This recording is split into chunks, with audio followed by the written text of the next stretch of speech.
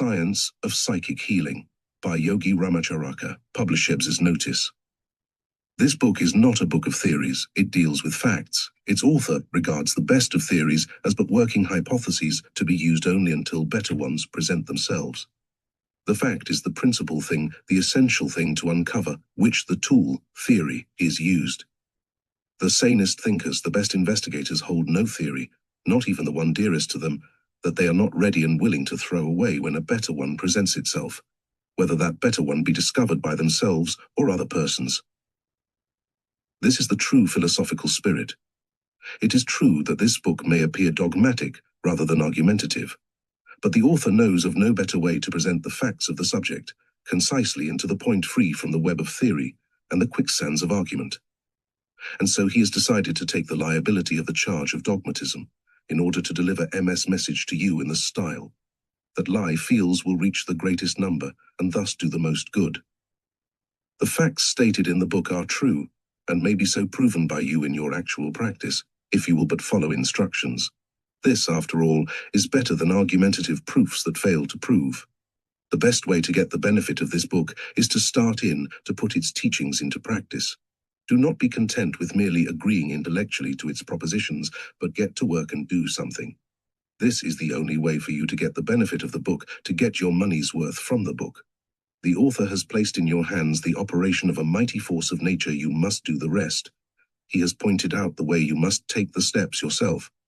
He has opened the door, but you must walk through it yourself. We ask the reader to acquaint himself with each and every one of the several methods of healing taught in this book before he determines which he prefers to use.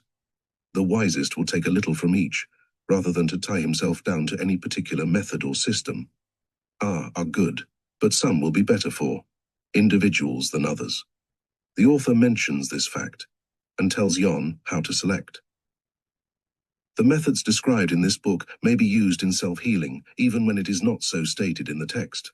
In fact, self-healing is probably the favorite idea of the author, who believes in people doing things for themselves and being independent so far as is possible. We trust that you will appreciate the value and simplicity of this book and will put into practice its important instruction. The Yogi Publication Society, Chicago, Illinois, April 1906. Chapter 1. The purpose of the book. This book is intended to be a plain, simple, practical presentation of the various forms of psychic healing. We have said very little about theory, although giving a general outline of the underlying theories that the healer may understand the nature of the work he is doing, and have tried to make the book tell how to do the work. In introducing the subject, we wish to say that we have not tried to make a religion of psychic healing, for this seems a folly to us. We do not see why psychic healing should be made into a religion any more than should drug healing, massage, osteopathy, or any other form of healing.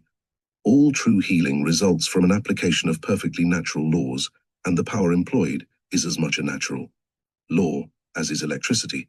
For that matter, all natural laws are of divine religion, and are equally worthy of respect and reverence. There has been a great tendency in the Western world to build up religious or semi-religious cults around the work of healing. Each cult or sect claims that its cures and healing is the result of some special creed or metaphysical belief, notwithstanding the fact that the other sects make cures in about the same proportion. The Oriental is not deceived, even self-deceived in this manner. He is taught from childhood that there are many subtle forces and forms of energy in nature which may be taken advantage of and pressed into service by man. To the Oriental, there is as much mystery and awe about electricity as about psychic force. In fact, he sees them as but varying forms of the same thing, and he respects them both. A little reflection will teach anyone that this is correct. All energy and force is a manifestation of prana, and the Oriental teachings are that prana has mind behind it, that it emerged from the mind principle of the universe.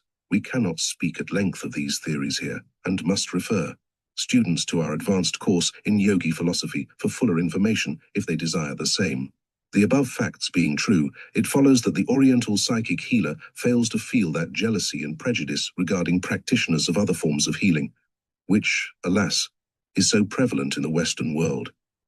He believes that any form of true healing employs the same force and power that he is using, notwithstanding the difference in the methods, and he respects the same accordingly. He naturally prefers his own method, but does not abuse his neighbor for preferring another method. Moreover, The Oriental healer is taught from the beginning that there are certain natural laws of the body, which must be observed in order to maintain health, or to restore it if lost. He believes that that which makes the healthy man healthy will make the sick man well.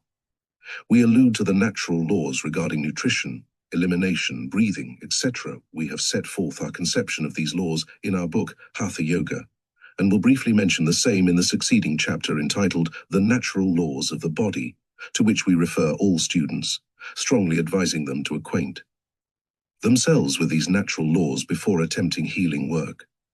We are fully aware that many Western schools of psychic healing ignore these laws as too material, but one has but to look around him to see the folly of that position.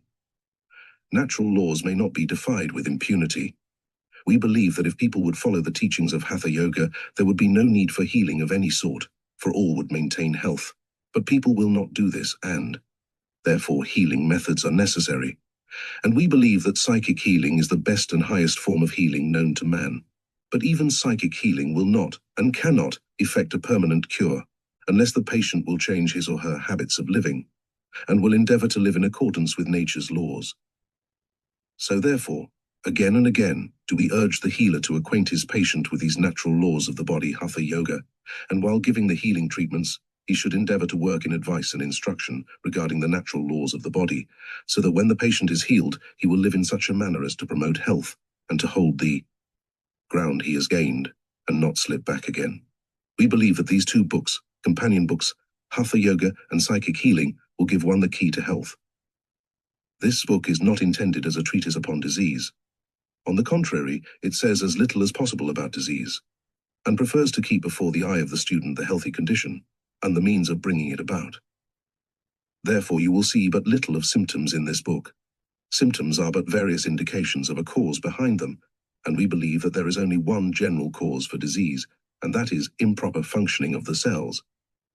In other words, we believe that all disease is but cell disease, and we believe that the general treatments given in connection with the principles laid down in Hatha Yoga will remove the cause of the trouble, and the symptoms will then disappear. We will not take up your attention with praise of the systems of healing taught in this book.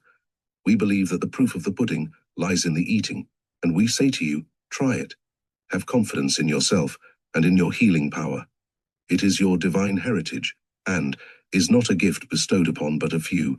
It is a general gift and natural power that may be developed by practice and confidence, and instead of decreasing by use, it grows in proportion to its use.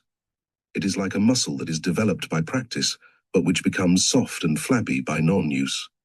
But when you begin to make cures and hear wonderful reports of your success, which may seem miraculous to those around you who do not understand the subject, do not become puffed up or conceited, and begin to believe that you have some special gift or power.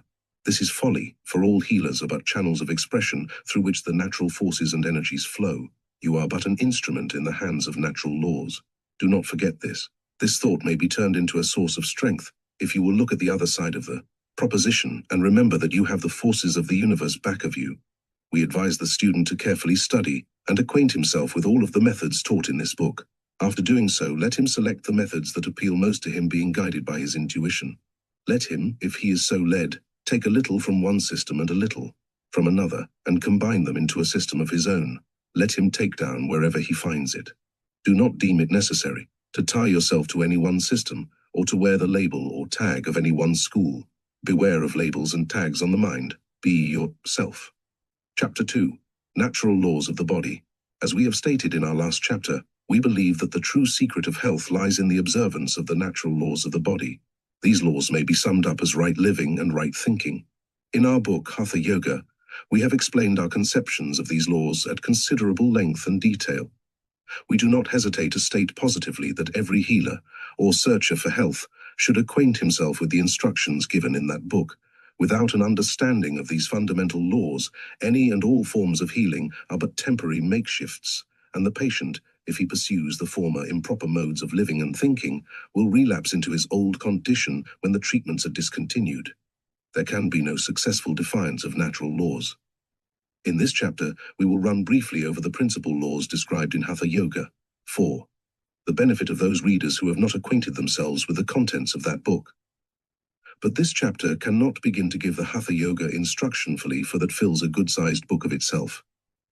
In the first place, there can be no health without proper nutrition, and there can be no proper nutrition without proper assimilation.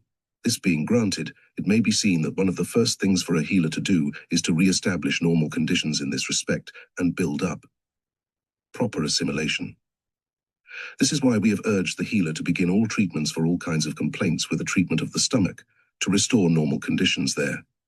The stomach should be treated first, last and always, for there lies the secret of the first step toward recovery.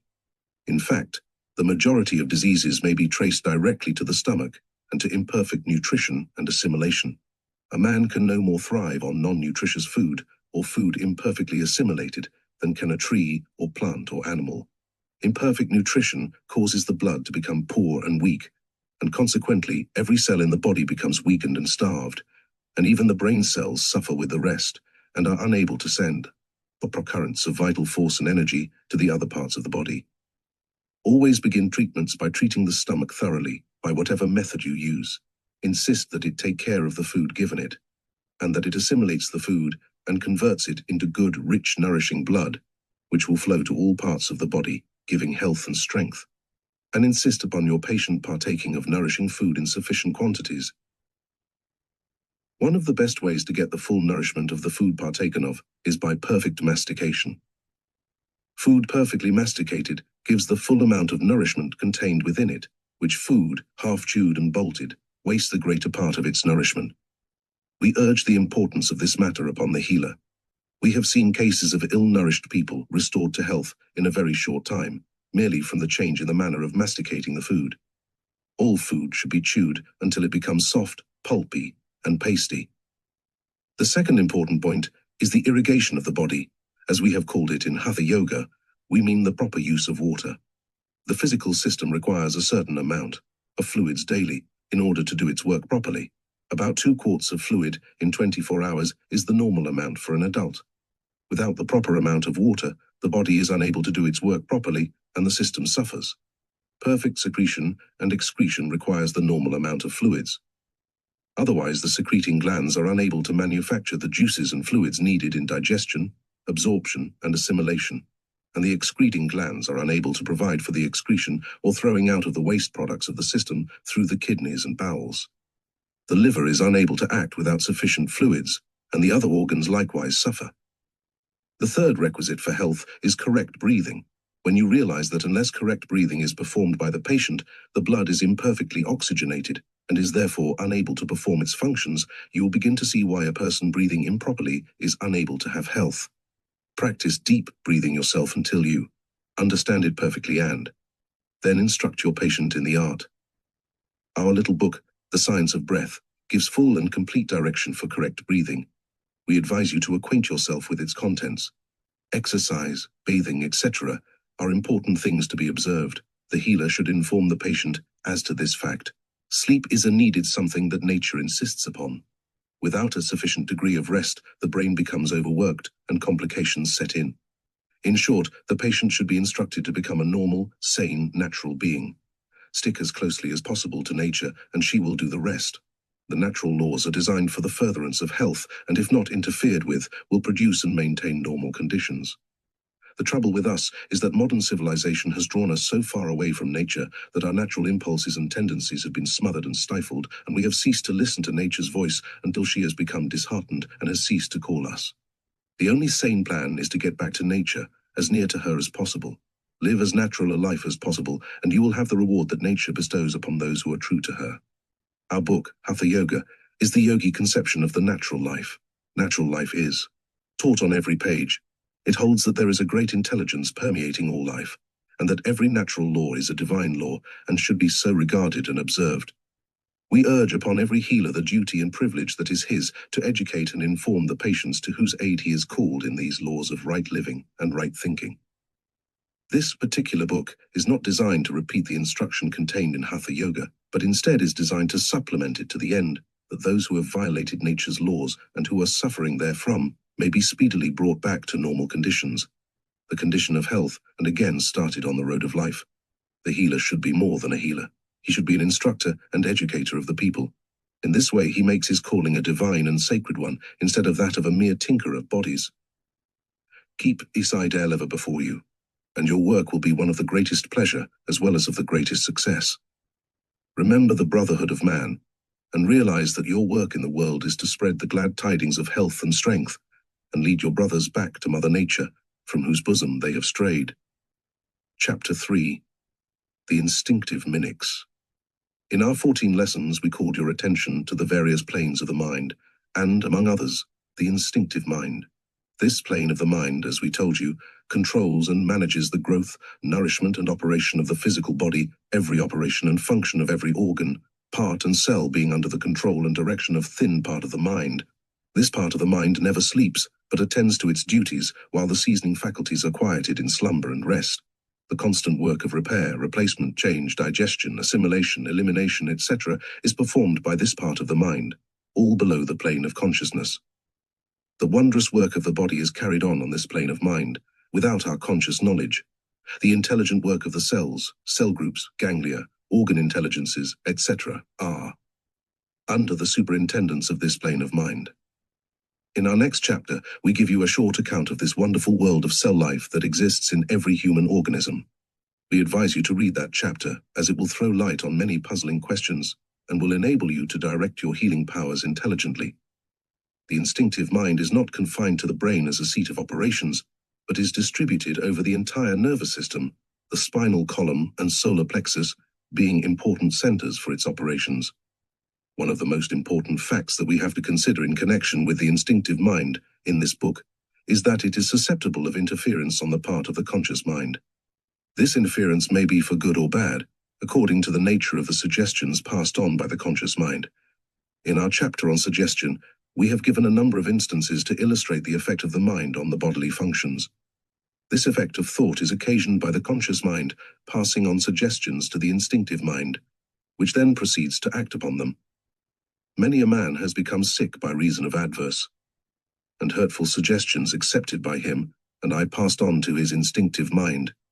In the same way, a sick man has been restored to health by positive and helpful suggestions accepted and passed on in the same manner.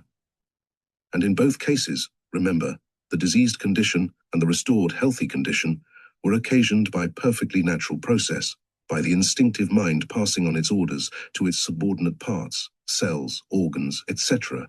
We do not think it worthwhile to enter into a long discussion of the various theories advanced to account for the existence and operation of the instinctive mind. This book is intended to tell you how to make cures, and all the theory we think it worthwhile to give you is a mere general outline for the purpose of an intelligent comprehension of the process of the cure. To wander off into an extended discussion of the theories regarding mind, or the speculations regarding life and what lies back of life, would be out of place. We believe in keeping each subject to itself, believing that in this way the student is better able to concentrate upon the particular subject under consideration. The workings of the instinctive mind will appear as you proceed with the study of the methods of treatment. The next chapter, which deals with cell life, will also throw further light on the subject. Chapter 4. In Cells and Cell Communities. In order to understand the nature of psychic healing, one must have an acquaintance with the nature of the mental side of the body. Not only has the central mind a number of planes of manifestation, but each organ has something which might be called an organic mind, made up of a group mind of a number of cells, each of which cells, moreover, has a cell mind of its own. This idea is somewhat startling to those who have not acquainted themselves with the details of the subject, but it is known to be correct, not only by the yogis, but also by those who have familiarized themselves with the recent discoveries of Western science. Let us take a hasty look at this cell life. As we told you in the 14 lessons, the yogi philosophy teaches that the physical body is built up of little lives or cell lives, and that each cell had an independent action, in addition to a cell community action. These little lives are really minds of a certain degree of development, sufficient to enable them to do their work properly. These bits of mind are, of course, subordinate to the control of the instinctive mind of the individual, and will readily obey orders from that source, as well as from the intellect. These cell minds manifest a peculiar adaptation for their particular work. Their selective action in extracting from the blood the nourishment needed, and rejecting that which is not needed, is an instance of this intelligence. The process of digestion, assimilation, etc., shows the mind of the cell, either individual or in groups. The healing of wounds, the rush of the cells to the point where they are required, and many other instances familiar to physiologists are evidence of this cell life and mental action. The entire body is built up of these tiny cells. This is true not only of the soft tissue and muscle, but also of the hard bony parts, including the enamel of the teeth. These cells are shaped in accordance with the particular work that they are designed to perform, such shapes and forms varying materially.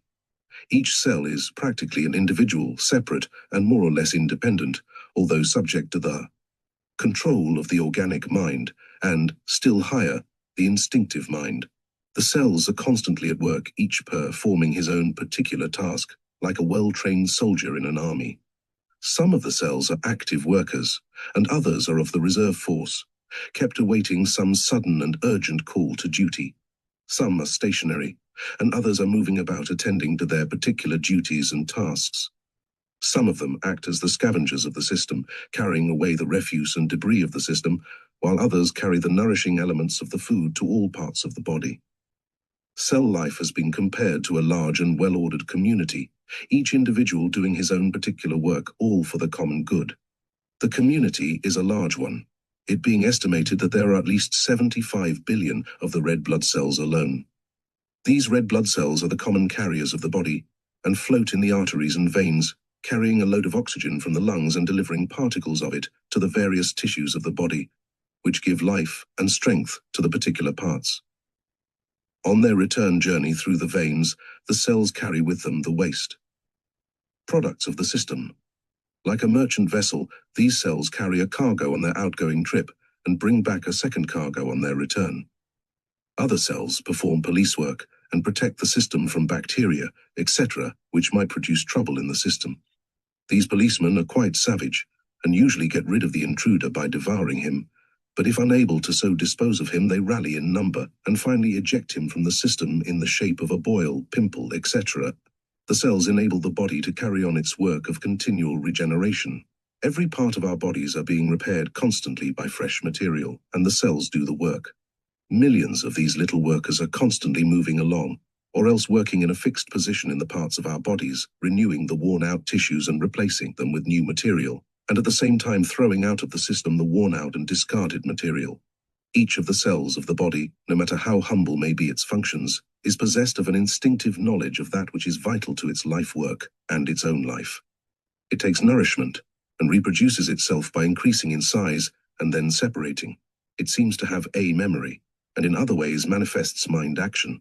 We do not consider it necessary to go deeply into this matter at this point, and merely mention these facts that the reader may understand that these cells are living things, having mind action. These cells are built up into organs, parts, tissue, muscle, etc., and form what is known as cell communities, in which their minds seem to combine, in addition to their having independent mental action. In the case of the liver, for instance, the millions of cells composing that organ have a community mind, which may be called the liver mind, and which acts as an entity subject always to the control of the instinctive mind. This is a most important fact to remember in connection with psychic healing, for the whole principle of the latter depends upon the fact that these organs, through their minds, are amenable to mental control and direction.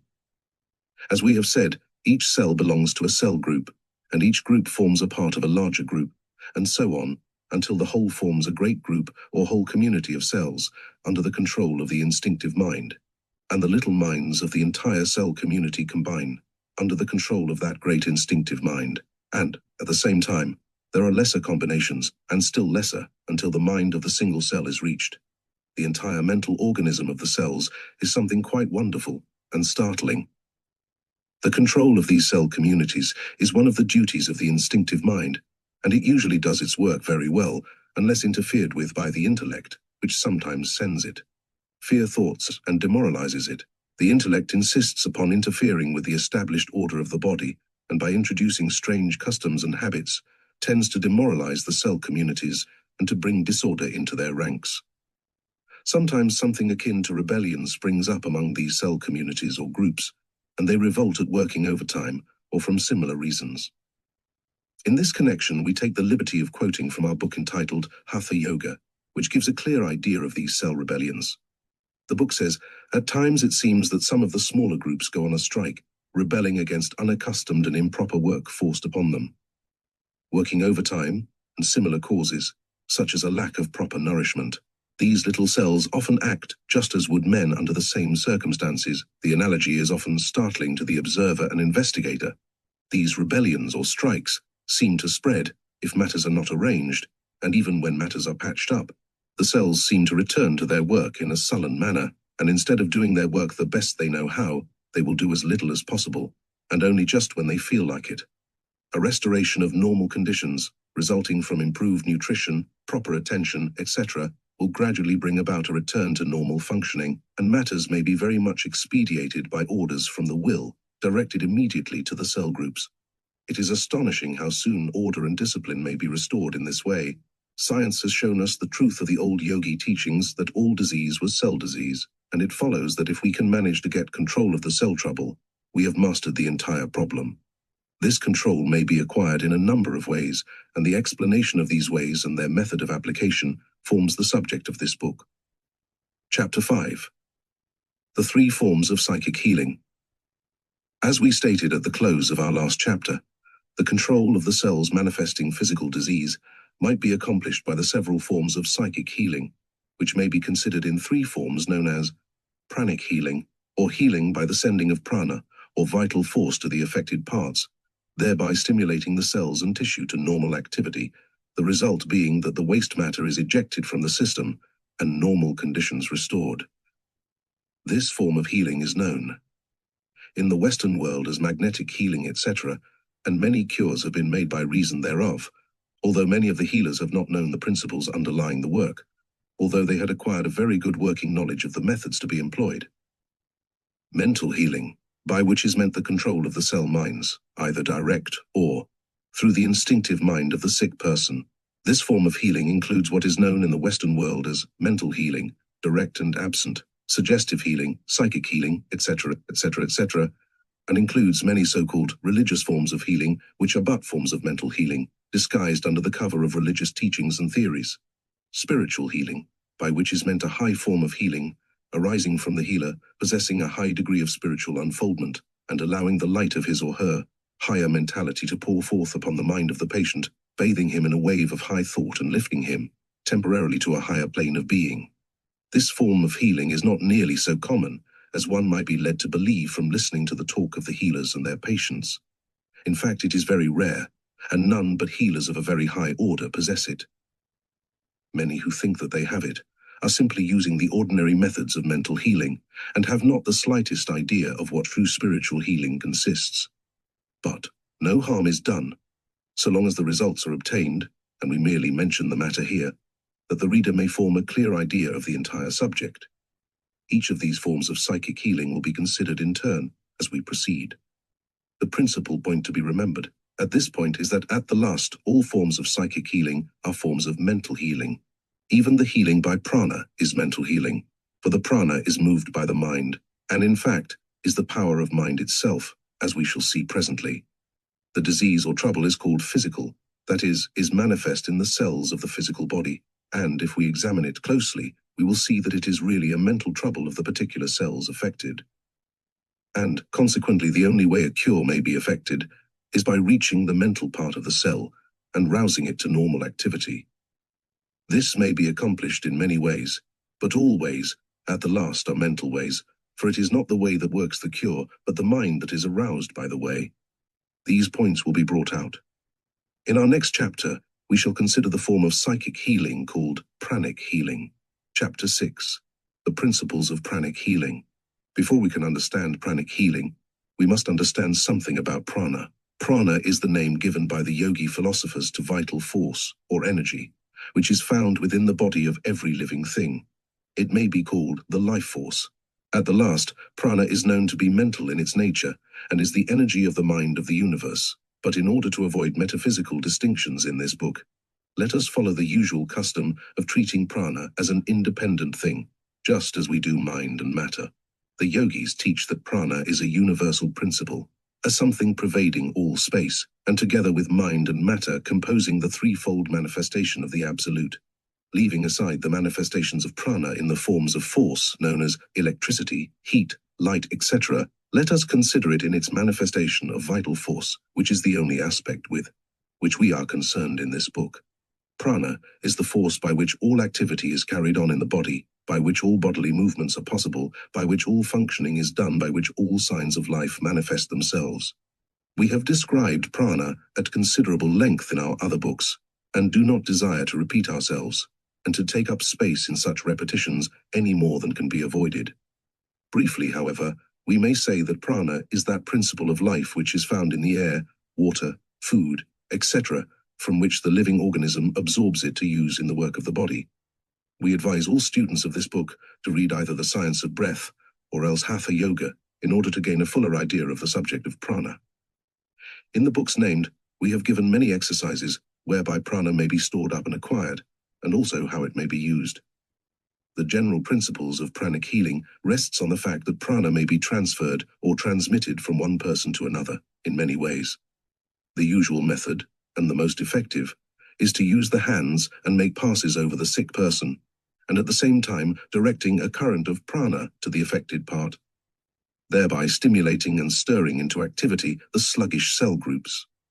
The prana so transferred acts as a bracing tonic to the patient, and invigorates and strengthens him wonderfully, besides tending to produce the local improvement just noted. Prana may also be sent to the patient in the shape of energized thought, directed from the mind of the healer.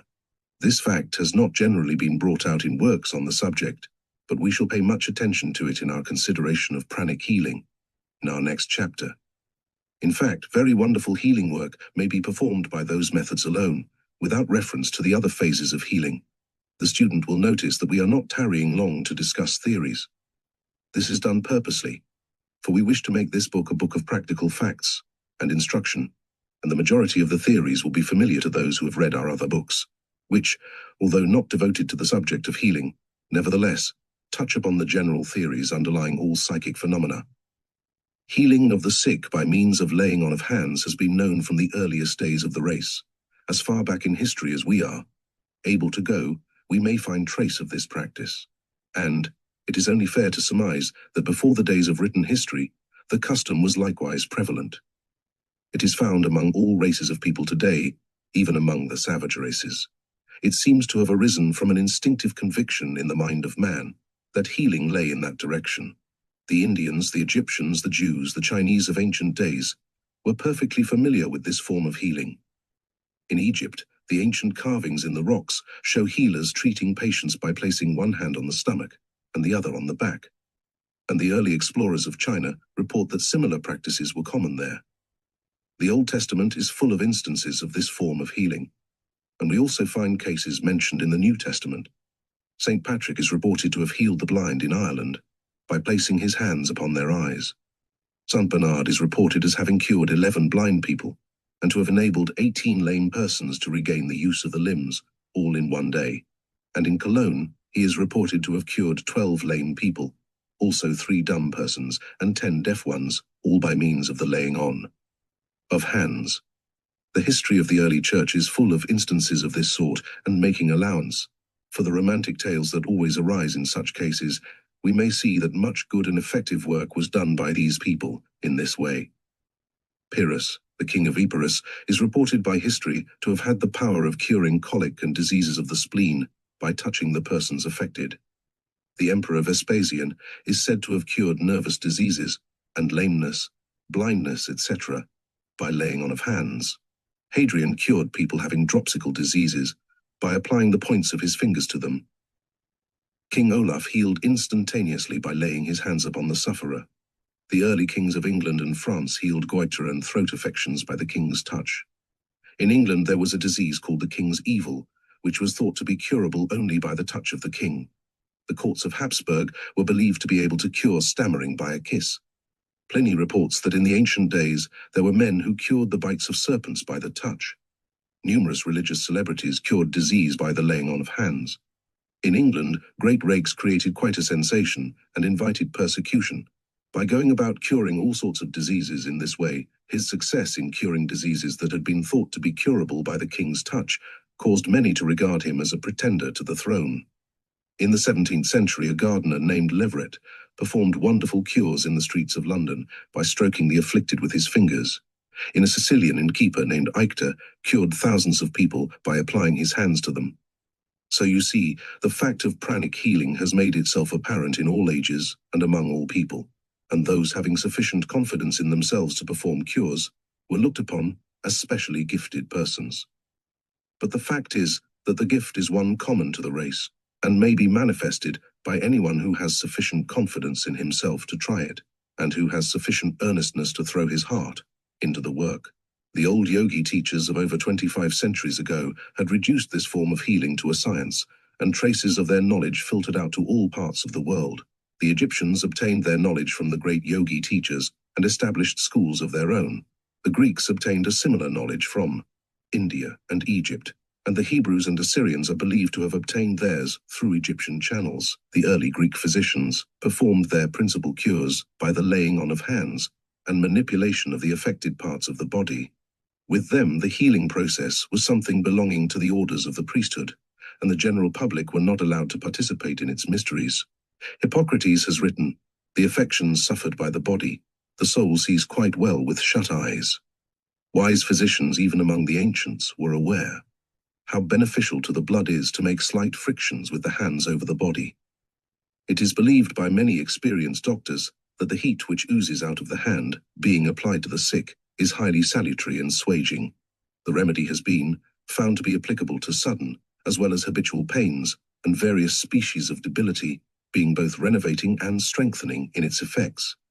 It has often appeared, while I have thus been soothing my patients, as if there were a singular property in my hands, to pull and draw away from the affected parts aches and diverse impurities, by laying my hand upon the place and by extending my fingers toward it.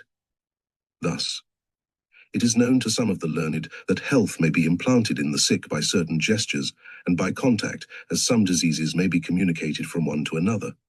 Aesculapius treated diseases by breathing on the affected parts and by stroking them with his hands. The ancient Druids, that is the priesthood, performed cures in this way, the same being made a part of their religious ceremonies and rites. Tacitus, Vopiscus, and Lampridius report these things of the Druids and give wonderful testimony regarding their gifts. The records of the Middle Ages are filled with similar accounts of wonderful cures accomplished by the laying on of the hands, the churches being the usual scene of the cures. Van Helmont, who lived about the first part of the 17th century, seemed to be acquainted with the principles of pranic healing, for he writes, "Magnetism is active everywhere, and there is nothing new in it but the name. It is a paradox only to those who ridicule everything, and who attribute to the power of Satan whatever they are unable to explain." About the same time, a Scotchman named Maxwell taught similar methods of healing. He believed in a vital spirit pervading the universe, which man could draw upon in order to cure diseases. In Father Hale, a priest, taught the existence of an universal fluid which might be used to cure diseases. He made many wonderful cures, but was driven out of the church for possessing the power of the devil and using witchcraft. Mesmer taught the theory of animal magnetism and accomplished cures by its aid, always using his hands in applying it. Mesmer left many followers and disciples, many of whom gained great prominence, the Marquis of Puysegur being one of these. In Germany, Mesmer's doctrines, and those that grew of them, gained great popularity and prominence. Bremen was a great center of the animal, and from magnetism doctrine, there it spread all over Germany. The Prussian government took a great interest in the matter, and established a hospital for the cure of diseases by magnetic treatment. Various continental governments passed rigid laws keeping the magnetic treatments in the hands of the medical fraternity. And so from country to country, the new doctrines spread, often repressed by governmental interference, urged on by medical opposition. It still flourishes in various forms, and under different theories.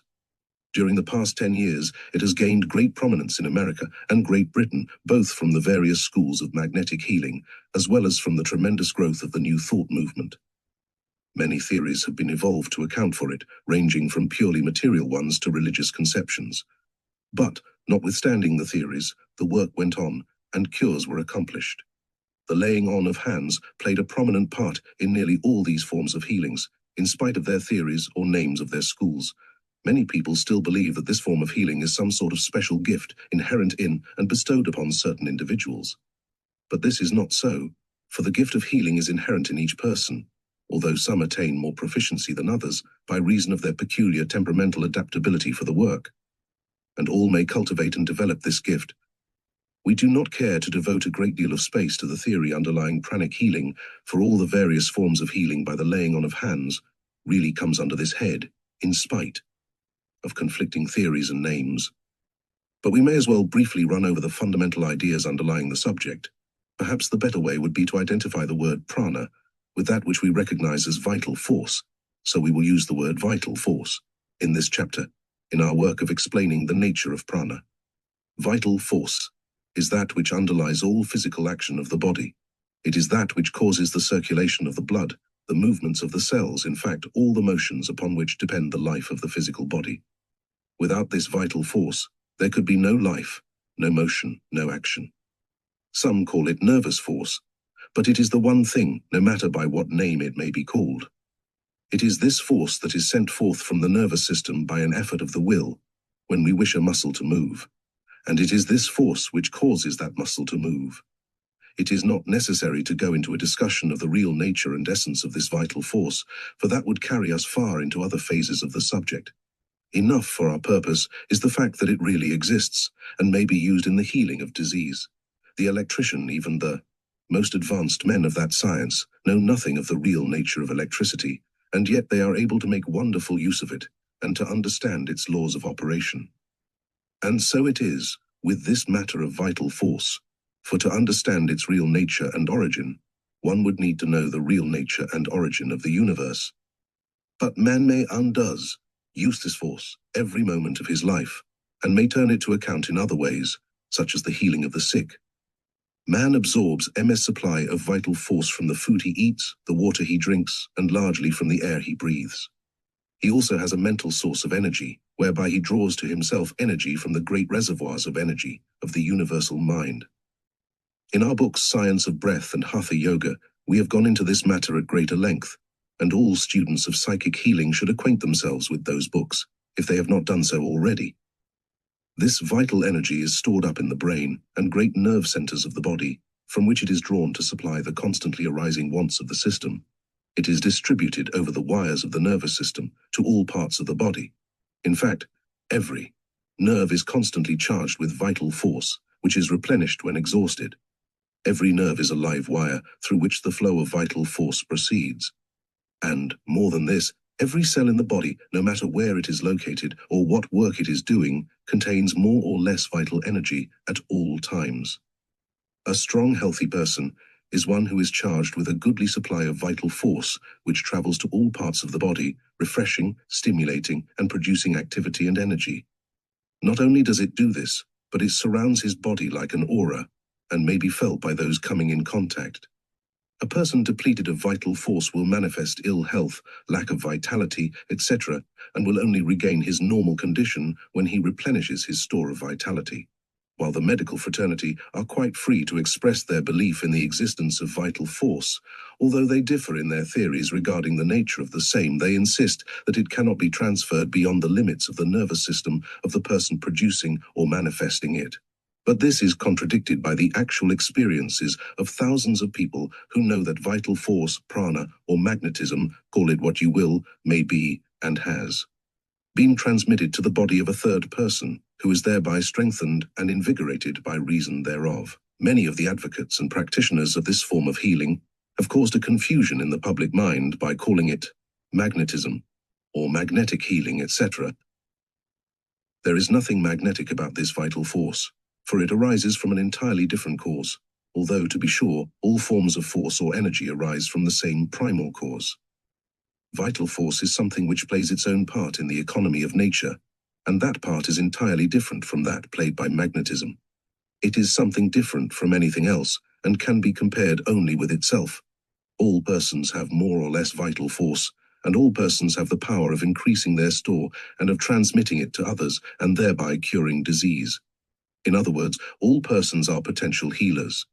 There has been much talk about persons being gifted in this form of healing, but the fact is that all persons have the gift, and may develop it by confidence and practice. And this development is the purpose of this part of the book. The principles of pranic healing is the filling, of the cells of the affected part with a fresh and full supply of vital force or prana, whereby the cells are enabled to regain normal powers of functioning and work, the consequence being that when the cells work properly, the organ recovers its former activity, and the entire system regains health, and health, after all, is merely normal functioning. Chapter 7. The Practice of Pranic Healing. The use of the hands in healing seems to be the result of an instinctive tendency of the race. The mother naturally places her hands on the head of the child who runs to her with a story of a fall or hurt, and the child seems to be quieted and relieved by the application of the mother's hands. How many times do we see and hear mothers relieving their children in this way, saying, "Now, dear, it is all right, mother has made it all right. Now run away and play." And the child departs, its tears drying on its cheeks. Or if any of us hurt ourselves, how natural it is to place the hands on the part, and getting relief in that way. The curing of headaches by the application of the hands is quite common, and the touch of the hand of the nurse brings relief to the sick person. And these simple movements, almost instinctive in their nature, form the basis of the practice of pranic healing. The process is so simple that it scarcely needs to be taught, although in this book we shall present to your attention some of the best methods practiced by those who have attained proficiency in the science of this form of healing. The principal means of conveying vital force or prana in healing are known as gazing, or transmitting by the eye, passes, or transmitting by the hands, and breathing, or transmitting by the breath. All of these methods are efficacious, and in fact, all may be used conjointly with the others, inasmuch as the transmission of the vital force is largely mental, and as the eye is a well-known channel of conveying mental force, it follows that the eye may be advantageously used in conveying or transmitting vital force in healing. In the process of healing, when passes are being made over the affected part, the healer will find that it will increase the effect if he will look intently at the part being treated, and in so doing concentrate his mind, and will that power be transferred to the part, and the diseased cells be given strength to properly perform their work. Many healers use the breath during healing, with excellent results. It is usually applied by breathing directly upon the affected parts, in which the warm breath seems to have a wonderfully stimulating effect. It is also applied by breathing upon a piece of flannel applied directly over the affected part, in which the flannel retains much of the heat, and soon grows too warm for comfort. These forms will be noted as we proceed, but the principal means of transmitting the vital force in this form of healing is by the use of the hands, by means of passes and manipulations. We shall consider the process of making passes first, and will then take up the several forms of manipulation. The position of the hands in making the passes may be described as follows. Hold the hands well apart, with the fingers extended and separated. If your patient be seated, raise your hand above his head, and then bring them down before him slowly and gradually, until you finish with a sweeping motion about the knees. When the pass is completed, swing the fingers sideways as if you were throwing water from them, and then bring up the hands with fingers dosed, forming the upward movement along the sides of the patient, with the palms of the hands toward his sides. Then, when the hands reach over his head, again bring them down in front of him with the fingers extended. By keeping the idea that you are bathing him in a flow of vital force, which is pouring from your finger ends, you will soon acquire the power motion.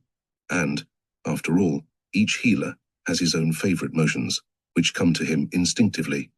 The downward motions of the hands bring a restful feeling to the patient, while an upward movement in front of the face causes a feeling of wakefulness and activity. There are a number of variations in the several passes, etc., which we shall now consider. The student is advised to acquaint himself with the various movements, that he may not appear awkward when he practices upon some person desiring relief. Familiarity with the movements imparts a confidence that cannot be acquired otherwise, and besides, it leaves the mind of the healer free from bother about details, and enables him to concentrate his attention upon the work of healing. Longitudinal passes are passes made in a downward direction along the body, such as we have mentioned above. They are made along the part affected, whether that part be the head, chest, limbs, or any special part of the body. They are always made downward and never upward. As we have said above, the idea to be kept in the mind is that you are pouring out a stream of vital force from the tips of your fingers. Your fingers must be spread out, and the palm must be underneath. The movements must be down, with fingers extended, but the upward movements must be made along the sides of the patient, with fingers closed, and palms turned toward the sides of the patient. No special distance is to be observed, this matter being left to your instinctive sense, which will soon inform you as to the right distance, which will be found to be much nearer in some cases than in others. When you feel that the distance is just about right, then be satisfied that you have caught the proper distance at which the best effects may be produced. In a general way, however, it may be said that a slow movement, at a distance of say 3 or 4 inches from the body, produces a sense of comfort, rest and relief. A rather more rapid movement, made at the distance of say 1 foot, seems to have a more stimulating effect and causes a sense of activity and energy in the parts.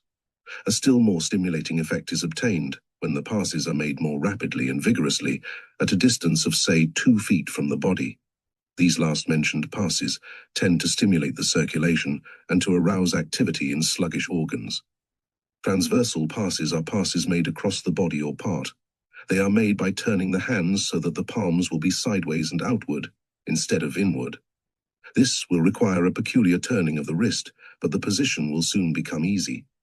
When the hands are in the right position, sweep them out, sideways, before the body or part, and in bringing them back, reverse the palms so that they are inward and facing each other, instead of having their backs to each other. These passes have been found to be very efficacious in loosening up the affected parts, where congestion has occurred. It is often well to give this form of treatment before giving the regular longitudinal passes. A valuable form of treatment, in some cases, is had in what is known as palmar presentation. This is accomplished by presenting the palm of the hand to the affected part at a distance of about 6 inches, or even a little nearer, and holding it there for several minutes. This is usually performed with one hand alone. It has a stimulating and strengthening effect. Akin to this is what is known as digital presentation, which consists in extending and presenting the fingers of the right hand toward the affected part at a distance of 6 inches and holding them there for several minutes, allowing the vital force to flow from the ends of the fingers into the affected part. In some cases, the best results may be obtained in this manner. A variation of digital presentation may be effected by what is known as rotary presentation, which consists in holding the hands as above stated for a moment or two, and then beginning a rotary movement of the hand from left to right in the same direction as the hands of a watch. This is quite stimulating. Another variation is what is known as perforating, which is accomplished by giving the A movement, just as if they fingers twisting were boring holes in the body of the patient. This movement is very stimulating and stirs into activity parts that are sluggish or congested. It is apt to produce a feeling of warmth in the part treated. We wish to call attention to the fact that these presentation treatments, the different forms vary in force. For instance, palmar presentation is the mildest form. Then comes digital presentation, which is considerably stronger.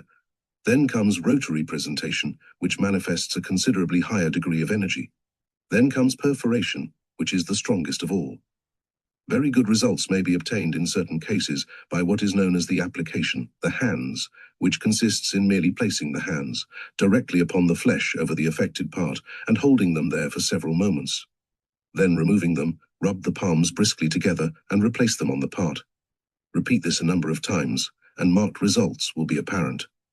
This is a favorite treatment for headaches, and in fact may be used in the treatment of almost any form of trouble, changing the position of the hands in order to suit the emergencies of the case.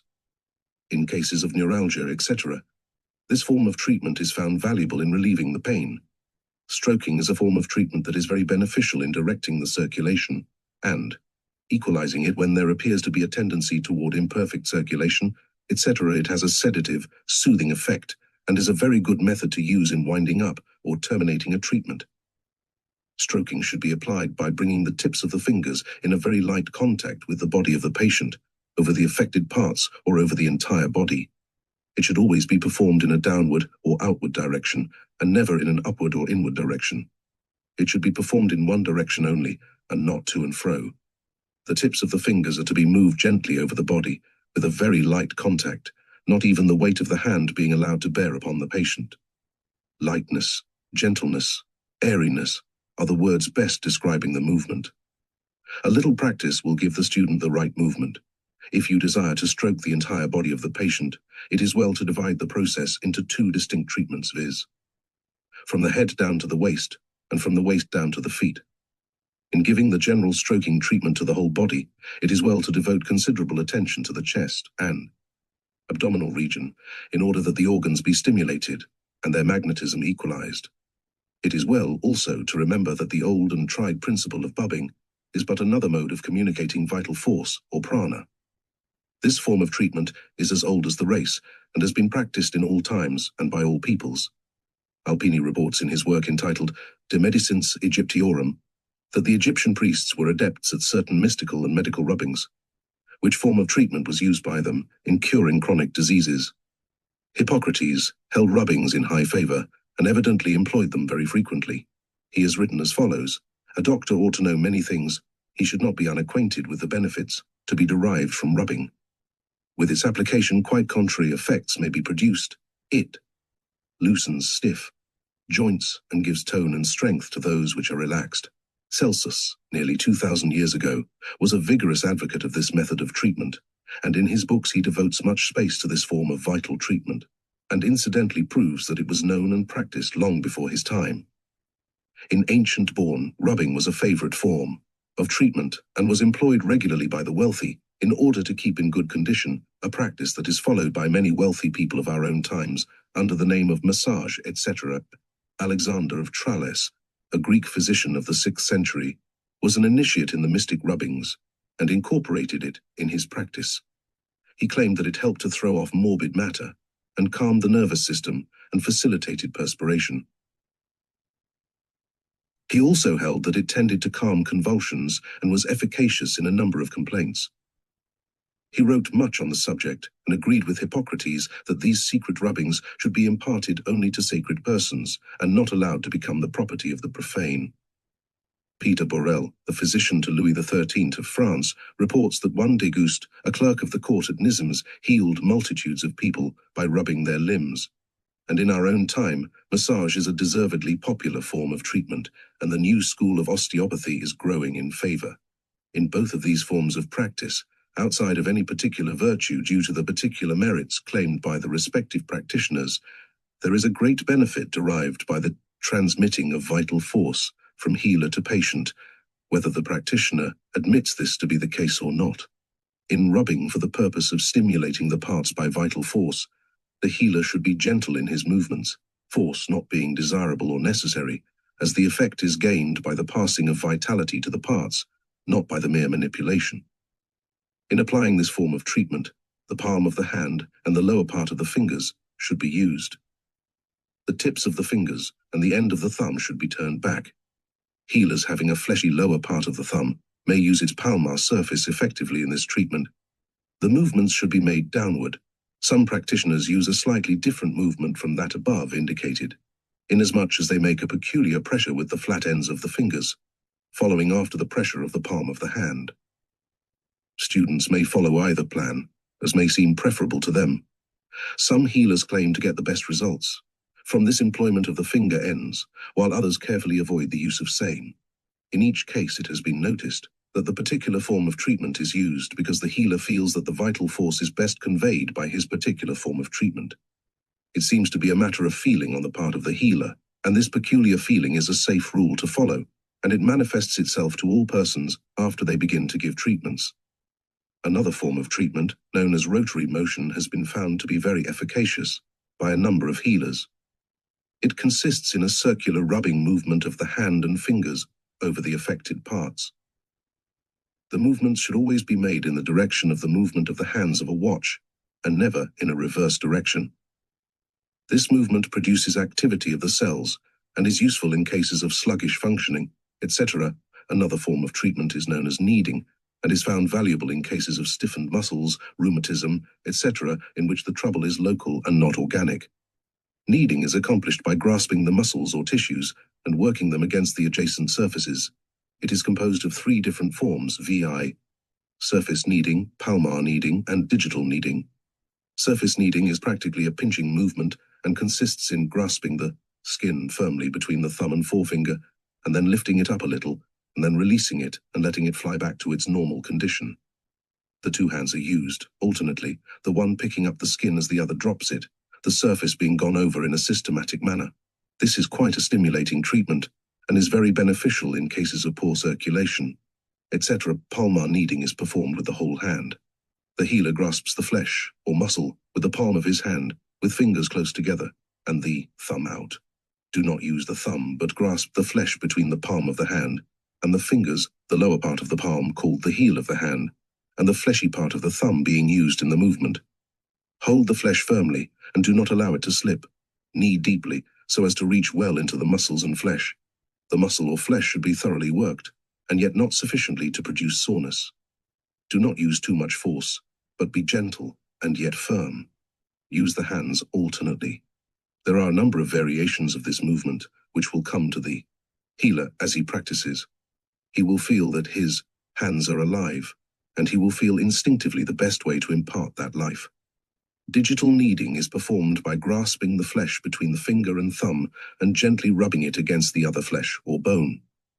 In cases where stimulation is thought advisable, one may give forms of percussion treatment, of which several are here mentioned. In giving this treatment, the wrist should be kept flexible and loose, a stiff wrist being guarded against. The percussion should be elastic and springy, avoiding all roughness or bruising. The first method of administering percussion may be called the pounding movement, which consists in striking the body with the inside flat surface of the half-closed fist, the heel of the hand, and the closed ends of the fingers coming in contact with the flesh. The second method of administering percussion may be called the slapping movement, which consists of a chopping movement of the hand, which is held open with the fingers held together, the blow being made with the little finger side of the hand. The hand being likened to a butcher's cleaver employed in chopping. The fingers are held loosely together, coming together in a vibratory movement when the blow strikes. The third method may be called the slapping method, in which the hand applies a slapping or spanking blow, the fingers being held rigid.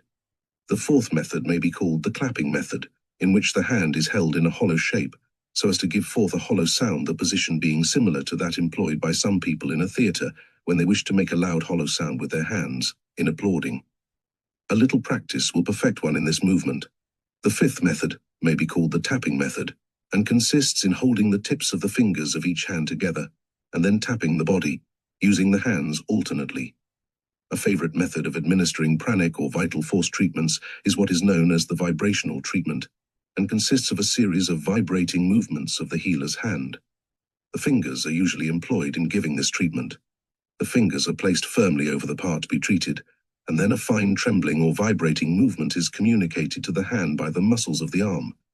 The movement is acquired by practice and is somewhat difficult at first. It is a most powerful form of treatment, and the patient feels it like a current of electricity. You must not press upon the body with your wrist, and no more than the weight of the hand should be felt by the patient. When the vibrational treatment is properly applied, the vibrations should permeate the region treated, so that if the other hand be placed under the body, the vibrations should be perceptible. Some teachers have instructed their pupils in this form of treatment by placing a glass of water on a table and instructing the student to make the vibrational movements on the table. When the proper motion is acquired, the water will merely quiver in the center and not move from side to side. We urge the student to give the necessary time and attention to vibrational treatment, as when once acquired it will be found wonderfully efficacious. The breath treatment has been used by many healers with wonderful effect. This form of treatment also has been known from prehistoric times. Arnobe informs us that the Egyptians used this method in the treatment of disease with great success, and some claimed that it was superior to stroking or laying on of the hands.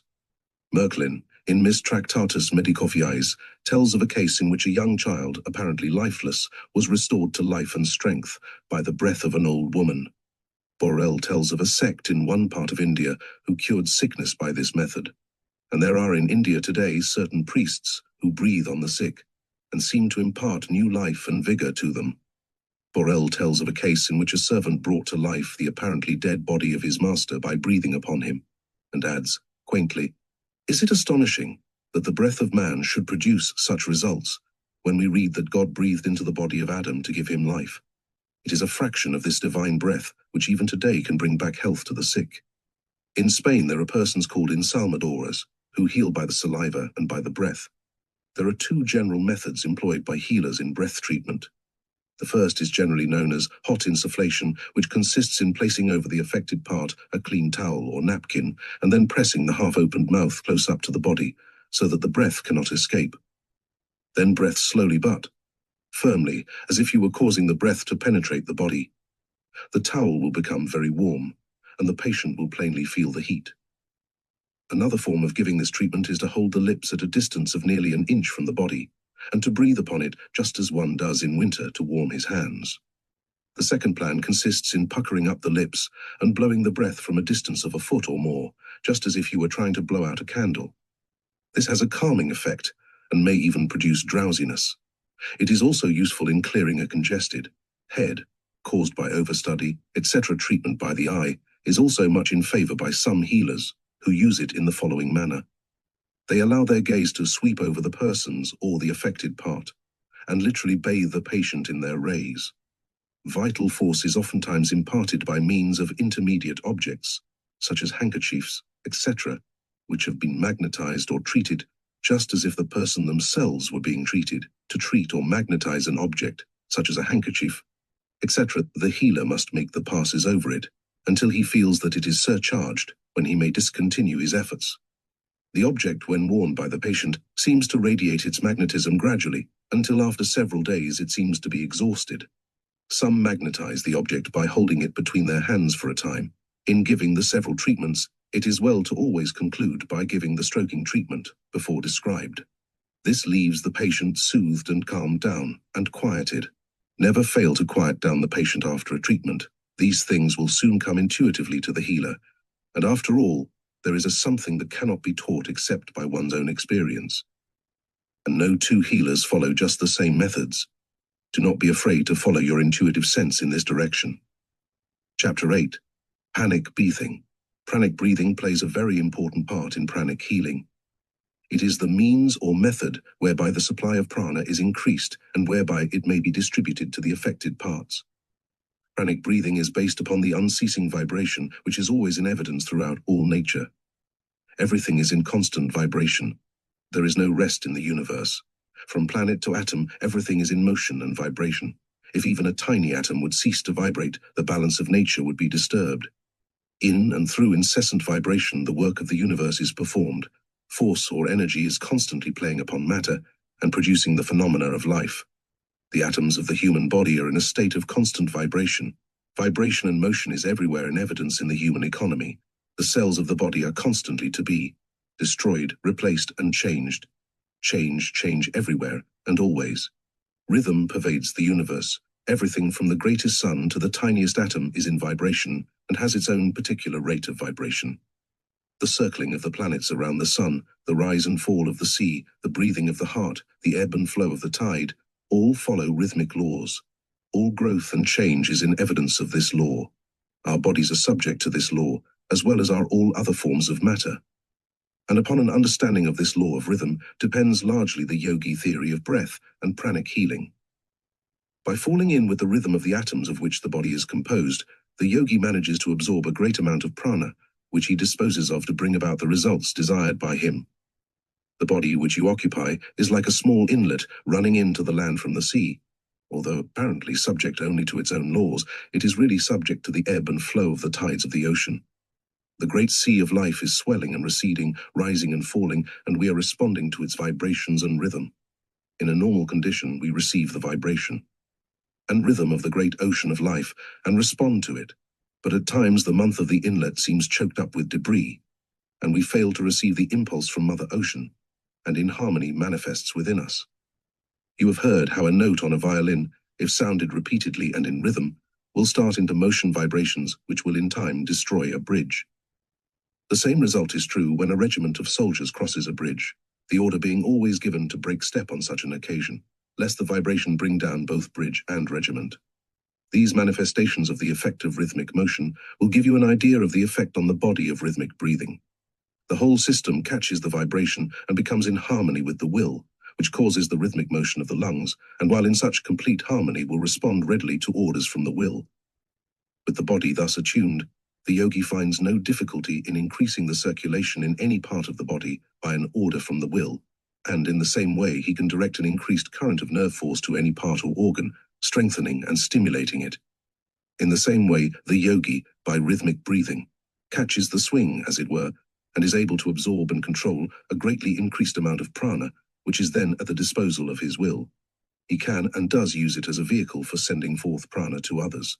Rhythmic breathing will increase the value of mental healing, magnetic healing, etc. several 100%. In rhythmic breathing, the main thing to be acquired is the mental idea or rhythm. To those who know anything of music, the idea of measured counting is familiar. To others, the rhythmic step of the soldier, left, right, left, right, left, right, 1, 2, 3, 4, 1, 2, 3, 4, will convey the idea. The yogi bases his rhythmic time upon a unit corresponding with the beat of his heart. The heartbeat varies in different persons, but the heartbeat unit of each person is the proper rhythmic standard for that particular individual, is his rhythmic breathing. Ascertain your normal heartbeat by placing your fingers over your pulse and then count 1, 2, 3, 4, 5, 6, 1, 2, 3, 4, 5, 6, etc. until the rhythm becomes firmly fixed in your mind. A little practice will fix the rhythm so that you will be able to easily reproduce it. The beginner usually inhales in about 6 pulse units, but he will be able to greatly increase this by practice. The yogi rule for rhythmic breathing is that the units of inhalation and exhalation should be the same, while the units for retention and between breaths should be 1/2 the number of those of inhalation and exhalation. The following exercises in rhythmic breathing should be thoroughly mastered, as it forms the basis of numerous other exercises, to which reference will be made later. Rhythmic breathing. Sit or stand in an easy posture, being sure to hold the chest, neck and head as nearly in a straight line as possible, with shoulders slightly thrown back and hands resting easily on the lap. In this position, the weight of the body is largely supported by the ribs, and the position may be easily maintained. The yogi has found that one cannot get the best effect of rhythmic breathing with the chest drawn in and the abdomen protruding. Inhale slowly a deep breath, counting 6 pulse units. Retain, counting 3 pulse units. Exhale slowly through the nostrils, 6 pulse units. Count 3 pulse beats between breaths. Repeat a number of times, but avoid fatiguing yourself at the start. When you are ready to close the exercise, practice the cleansing breath, which will rest you and cleanse the lungs. After a little practice, you will be able to increase the duration of the inhalations and exhalations until about 15 pulse units are consumed. In this increase, remember that the units for retention and between breaths is 1/2 the units for inhalation and exhalation.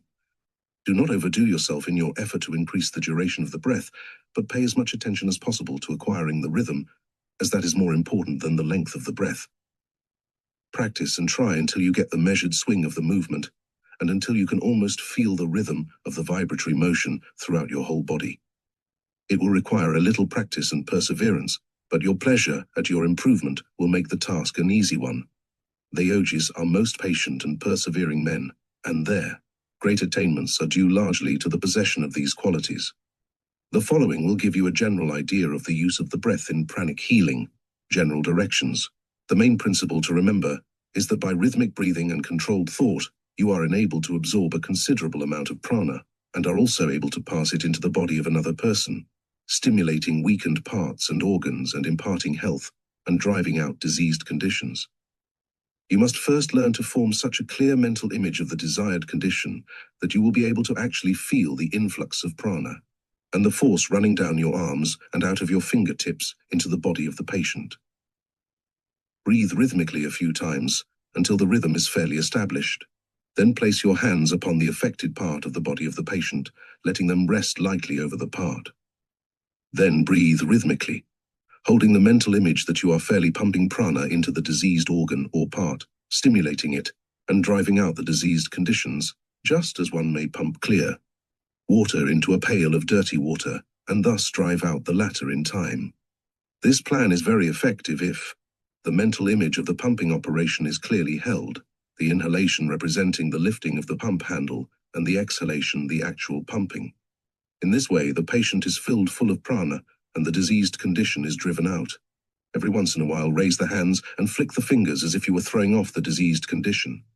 It is well to do this occasionally, and also to wash the hands after treatment, as otherwise you may take on a trace of the diseased condition of the patient. During the treatment, let the prana pour into the patient in one continuous stream, allowing yourself to be merely the pumping machinery connecting the patient with the universal supply of prana. and allowing it to flow freely through you. You need not work the hands vigorously, but simply enough that the prana freely reaches the affected parts. The rhythmic breathing must be practiced frequently during the treatment, so as to keep the rhythm normal and to afford the prana a free passage. It is better to place the hands on the bare skin, but where this is not advisable or possible, place them over the clothing. Vary above method occasionally during the treatment by stroking the body gently and softly with the fingertips, the fingers being kept slightly separated. This is very soothing to the patient. In cases of long standing, you may find it helpful to give the mental command in words, such as get out, or be strong. Be strong as the case may be, the words helping you to exercise the will more forcibly and to the point. Vary these instructions to suit the needs of the case, and use your own judgment and inventive faculty. We have given you the general principles, and you can apply them in hundreds of different ways. The above apparently simple instruction, if carefully studied and applied, will enable one to accomplish all that the leading magnetic healers are able to, although their systems are more or less cumbersome and complicated. They are using prana ignorantly and calling it magnetism. If they would combine rhythmic breathing with their magnetic treatment, they would double their efficiency. Chapter 9. Pranic Treatments. It is well to begin treatments by preparing the hands as follows. Preparing the hands. Rub the hands together briskly for a few minutes, and then swing them to and fro a little while, until they have that undefinable feeling of aliveness and being full of energy. Clenching the hands together, and then opening them rapidly, repeating several times, will stimulate them wonderfully. Try it now, and see how the force seems to go to them. Some practitioners of pranic healing devote much of the time to what is known as the general treatment, while others give the general treatment only occasionally, and devote more time to the special treatments of the affected parts. But at any rate, there is nothing better than a general treatment given frequently, for it equalizes the circulation of the entire body, and stimulates every muscle and nerve, and part, and causes the whole body to function with renewed energy and life, and aids materially in re-establishing normal conditions and functioning. General treatment. Place the patient on his face, placing a pillow under his breast, so that his chin may rest easily upon it, letting him place his arms in a comfortable position, hanging by the sides preferably. Then place your first and second finger on each side of his spinal column or backbone, so that the spine rests between the two fingers. Then bring the fingers down along the spine, slowly and firmly. If you find any tender joints, you will know that some of the nerves emerging from the spinal column are congested, and that some organ or part is suffering by reason thereof. If you notice a point much colder or warmer than the neighboring points, you will know that there is some muscular contraction in the spinal region, which is affecting the circulation of the nerve centers, thereby causing pain and abnormal action in some part of the body reached by the nerve. Remember these points so that you may treat them specially by careful manipulation and stimulating vibration. Then turn the patient over on his back and pass the hands over the entire body, in turn, noting all contraction, tender spots, swellings, etc. Begin the actual general treatment by giving him a thorough spinal treatment as follows. Manipulate gently and carefully the entire length of the spinal column or backbone, beginning at the neck and working downward gradually, paying particular attention to the tender spots or the points evidencing cold or heat, as before stated. First, work down one side of the spine, and then the other, manipulating carefully at each point. Then give him a vibration treatment along the spine, finishing with a gentle stroking, which will be found very soothing. Then give him a neck treatment as follows. Begin by a thorough kneading of the muscles of the back part of the neck and a gentle manipulation of the throat. This treatment tends to render free and equal the circulation to and fro in the brain. Then manipulate the shoulders and arms in succession, finishing by stroking the arm from the shoulder down to the fingertips. Then manipulate the chest and back and sides in succession, finishing always with a stroking. Apply vibrations whenever the same seems advisable and comfortable to the patient. Apply percussion to the solid parts of the body when you deem it advisable. Then give the legs the same treatment that you have given the arms, finishing always with stroking. Then give the special regions, that is, the regions affected by pain and disease, the various treatments that seem advisable, following the instructions given in the preceding chapter. A good plan is to place the right hand over the pit of the stomach, or solar plexus, and the left hand under the middle of the back, and allow the current of prana or vital force to flow through the body for a few minutes. In giving treatments in cases where pain is felt by the patient, heat your hands by briskly rubbing them together until they are well heated, and then place the right hand on the seat of the pain and the left hand on the opposite side of the body or part, and mentally will that the current shall drive out the pain. Always conclude the special or general treatment with stroking, which leaves the patient soothed and equalizes the circulation. You will be surprised at the wonderful effect of the stroking. In the manipulation during the general treatment, pause occasionally and allow the hands to rest upon the body, the right hand on the front of the body and the left hand on the back. This allows the current to flow freely through, reaching the parts. Constipation. This trouble is treated by general treatment and special manipulations over the region of the liver and abdomen. Vibration over the liver and bowels is also very efficacious in this case. Do not neglect the form of treatment whereby the current is passed through the parts, as stated above. Finish by stroking. Be sure and advise the patient to drink more water, as constipation is often caused by lack of sufficient fluids. Read the chapter on that subject in Hatha Yoga. Dyspepsia. This trouble is treated by general treatment, coupled with special treatments similar to that given in the case of constipation, paying particular attention to the passing of the current through the digestive organs. Diarrhea. This trouble may be relieved, and sometimes almost instantaneously cured by pranic treatment.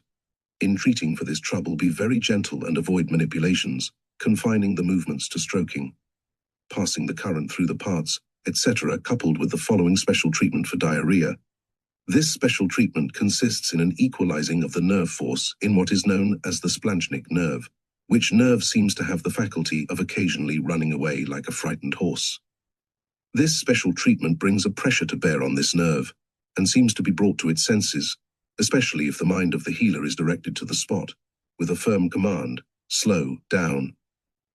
The following is the best way to apply this treatment. Let the patient lie down on his back. Then place one hand under each side, placing your fingers on each side of his spine just below his last ribs. Then lift him up several inches, allowing his weight to rest on your fingers, his shoulders and seat resting on the bed, his back thus forming an arch. Do not be in a hurry and move slowly. Let him relax all his muscles during the treatment. Let him rest for, say, 15 minutes, and then if the trouble has not disappeared, give him another treatment. Finish the treatment with stroking. You will be surprised at the quickness with which the trouble often disappears during this treatment. You must keep your mind on the subject during the treatment, sending out strong thoughts of slow down. Liver troubles are treated by general treatments, accompanied with special treatments in the shape of manipulation of the region of the liver, accompanied with vibrations over the seat of the trouble. Do not forget to finish the treatment with stroking. Kidney troubles are treated similar to liver troubles, except that the special treatments are given over the region of the kidneys. Rheumatism is treated by general treatments accompanied by special kneading and manipulation of the affected part. Neuralgia is treated by general treatment, accompanied by special kneading and manipulation of the affected part. Impotency, sexual weakness is treated by general treatment and special manipulation and vitalizing of the region of the lower part of the backbone or spine and the upper part of the seat. Female troubles may be greatly benefited by general treatment and a gentle special treatment of the parts around the seat of the trouble, special attention being given to vibration over the parts. General remarks on treatments. The above forms of treatments are given merely as a general guide. The healer must be governed by that sense of intuition that comes to all healers who are interested in their work, and seems to be a special sense which nature has bestowed upon those having an earnest desire to heal. This will come to you, and you will then understand it much better than we could tell you. The first thing to do is to thoroughly acquaint yourself with each and every one of the forms of treatment described in the last chapter, so that you can make each movement naturally and easily, just as you use your hands in carrying your food to your mouth, in dressing yourself, etc., etc. Then, when you have acquired the movements in this way, when they have become second nature, as it were, then you will find yourself feeling impelled to use certain motions and movements, in preference to others, in each case. And you will find that the requirements of each case are met much better in this way than by the following of any set rules or directions in any book or from any teacher. There is a healing sense that is just as real as any other of the senses, as you will discover if you get into this work. But remember this: acquaint yourself thoroughly with the details of each and every particular movement and form of treatment. Practice on some friend or relative who is willing to help you. A few minutes actual practice in this way is worth pages of directions. Have confidence in yourself and the power that flows through you, and you will be successful. Distant healing prana colored by the thought of the sender may be projected to persons at a distance who are willing to receive it, and the healing work done in this way. This is the secret of the absent healing of which the Western world has heard so much of late years. The thought of the healer sends forth and colors the prana of the sender, and it flashes across space and finds lodgment in the psychic mechanism of the patient. It is unseen, and like the Marconi waves, it passes through intervening obstacles and seeks the person attuned to receive it. In order to treat persons at a distance, you must form a mental image of them until you can feel yourself to be en rapport with them. This is a psychic process dependent upon the mental imagery of the healer. You can feel the sense of rapport when it is established, it manifesting in a sense of nearness. That is about as plain as we can describe it. It may be acquired by a little practice, and some will get it at the first trial. When rapport is established, say mentally to the distant patient, "I am sending you a supply of vital force or power which will invigorate you and heal you." Then the prana as picture, leaving your mind with each exhalation of rhythmic breath and traveling across space instantaneously and reaching the patient and healing him. It is not necessary to fix certain hours for treatment, although you may do so if you wish. The receptive condition of the patient, as he is expecting and opening himself up to your psychic force, attunes him to receive your vibrations whenever you may send them. If you agree upon hours, let him place himself in a relaxed attitude and receptive condition. The above is the great underlying principle of the absent treatment of the Western world. You may do these things as well as the noted healers, with a little practice. Chapter 10, Auto-Pranic Treatments. Not only is it possible for one person to treat another by pranic force, but one may also treat himself or herself with considerable effect in the same way. This may seem strange at first thought, for the underlying principle of pranic healing seems to be that the healer sends a supply of pranic force to the affected parts, supplying the deficiency of prana in those parts. This is true, but when it is remembered that one may draw prana from the universal supply and then distribute the same to the parts, it will be seen that one may treat himself by this method. In fact, it is claimed by some that the deficiency of prana lies in the fact that it is not equally distributed from some state of contraction or congestion, and that the real process of pranic healing consists in an equalization or distribution of the prana throughout the system. At any rate, everyone may benefit, himself or herself, by giving auto or self-pranic treatments. In order to give these treatments correctly, one should acquaint himself with the movements or forms of treatment mentioned in our previous chapters, relating to the treatment of others by the pranic method, and should then endeavor to reproduce these movements upon themselves. Beginning with the pranic breathing, the person should fill his nerve centers full of fresh prana, and then to proceed to redistribute it throughout his system in the way of a general treatment, following up the same by a special treatment of the affected parts. It is wonderful how much good one may do himself in this way, and how invigorated and strong he will feel after such a treatment. Of course, one cannot treat himself as handily as he could treat another, for the reason that he cannot handle himself as well, but a little practice and the exercise of a little ingenuity in the application of the treatments will do wonders. The manipulations, kneading, stroking, vibration treatment, and many of the other forms and degrees of treatment may be successfully administered by one's self. We do not think it necessary to go into details of this treatment here, for this would be but a repetition of the forms of treatment given in the previous chapters. All that we can say is that if you will acquaint yourself thoroughly with the directions given in the said chapters, you will have at your command a mighty source of relief and cure that you may be in danger of overlooking simply because of its simplicity and plainness. We have known of many persons who have treated themselves successfully in this way, and we see no reason why anyone cannot do likewise. The best instruction that we can give you is to start in and do IT according to the directions already given. Do not neglect the breathing exercises, as that lies at the basis of the entire treatment. Now, this chapter is short, and many of you may not attach to it the importance that you would grant it if it were padded out, but we assure you that if you read it carefully, you will find that it contains a hint of a very valuable and important truth, which hint, if taken, may lead to wonderful results. The plainest things are often the most valuable, but, alas, we neglect them because they are so plain and simple, and run after some other things not half so good, simply because they seem more complex and wonderful. Do not make this mistake, friends. The following exercises will be found most useful in auto-pranic healing. Prana distributing. Lying flat on the floor or bed, completely relaxed, with hands resting lightly over the solar plexus, breathe rhythmically. After the rhythm is fully established will that each inhalation will draw in an increased supply of prana or vital energy from the universal supply, which will be taken up by the nervous system and stored in the solar plexus. At each exhalation will that the prana or vital energy is being distributed all over the body, to every organ and part, to every muscle, cell and atom, to nerve, artery and vein, from the top of your head to the soles of your feet, invigorating, strengthening and stimulating every nerve, recharging every nerve center, sending energy, force and strength all over the system. While exercising the will, try to form a mental picture of the inrushing prana, coming in through the lungs and being taken up at once by the solar plexus, then with the exhaling effort being sent to all parts of the system, down to the fingertips and down to the toes. It is not necessary to use the will with an effort. Simply commanding that which you wish to produce, and then making the mental picture of it, is all that is necessary. Calm command with the mental picture is far better than forcible willing, which only dissipates force needlessly. The above exercise is most helpful and greatly refreshes and strengthens the nervous system and produces a restful feeling all over the body. It is especially beneficial in cases where one is tired or feels a lack of energy, inhibiting pain. Lying down or sitting erect, breathe rhythmically, holding the thought that you are inhaling prana.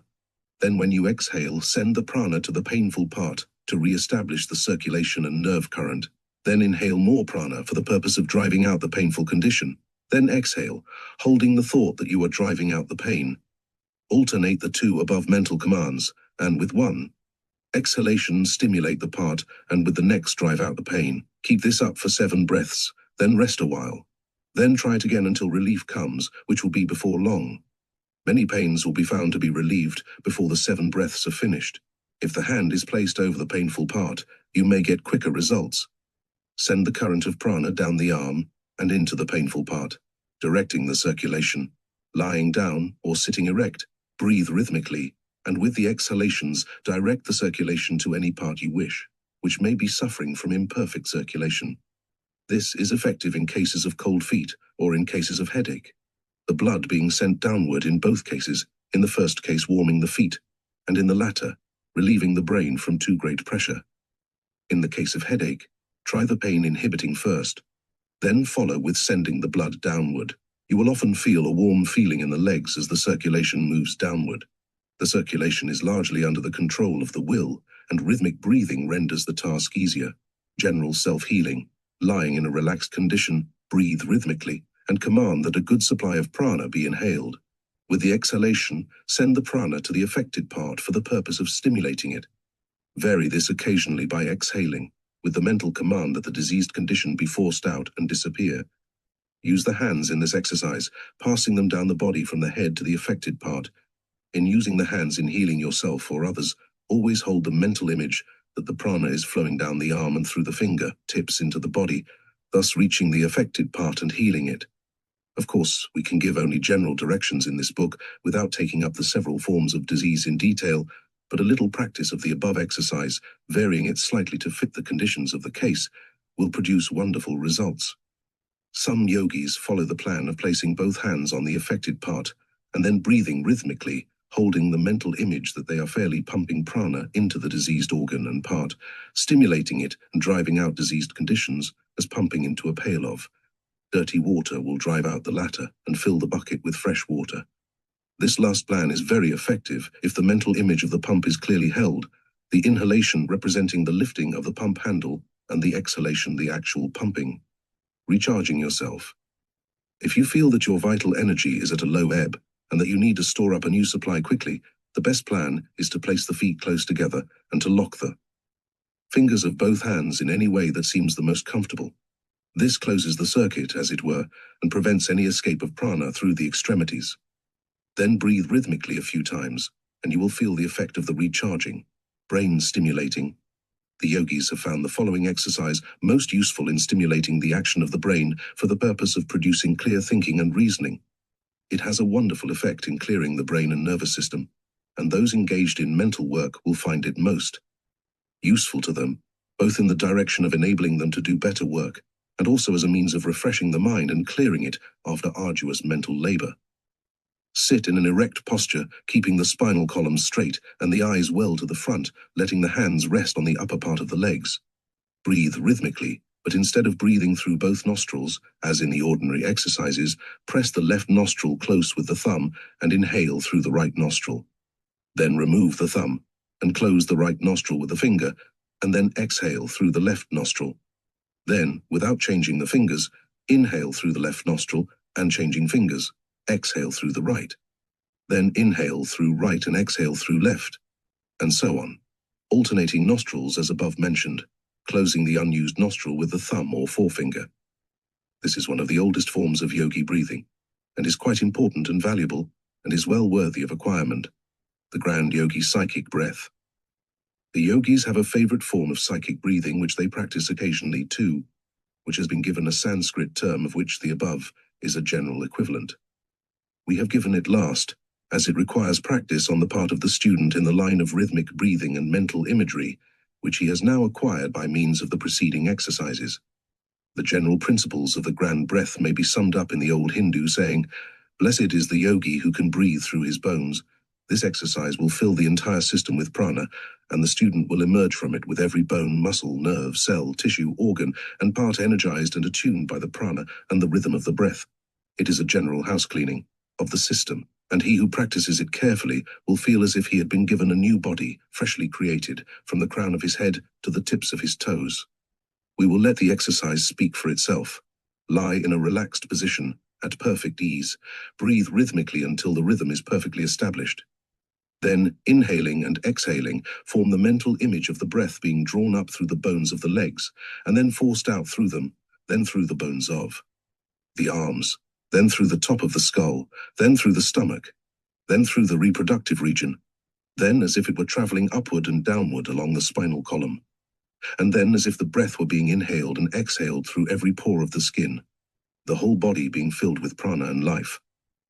Then send the current of prana to the 7 vital centers, in turn as follows, using the mental picture as in previous exercises, to the forehead, to the back of the head, to the base of the brain, to the solar plexus, to the sacral region, to the region of the navel, to the reproductive region.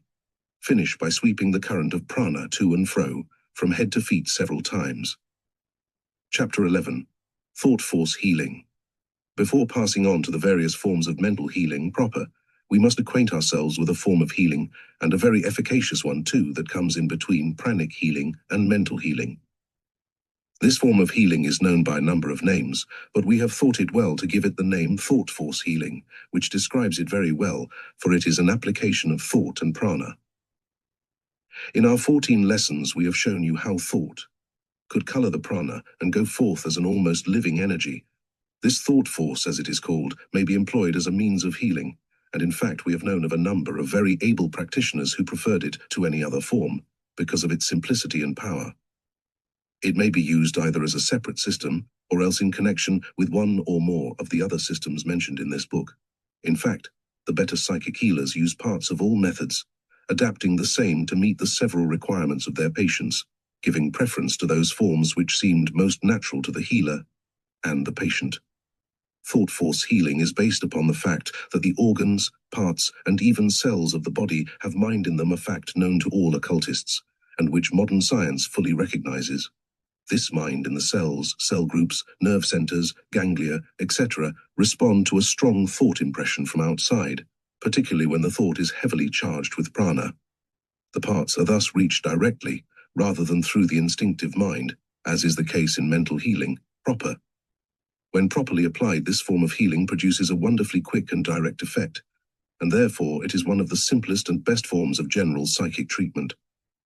The student is advised to acquaint himself thoroughly with it. The central theory of thought force healing is that the disease is a mental trouble, not a trouble in the central mind, but in the mind in the parts. The theory of the cure is that the thought force overcomes the rebellious mind in the cells and parts and forces it to resume normal action. In thought force healing, get all ideas of matter out of your mind. You are not using mind against matter, but mind against mind, the will mind against the cell mind. Do not forget this, for it underlies the whole system of treatment. The healer goes after the rebellious mind in the parts, remember that. By producing, or rather re-establishing normal mental conditions in the parts, the diseased condition vanishes. The healer directs his thought force to the mind in the part and addresses it positively, either by uttering the actual words or by speaking them mentally.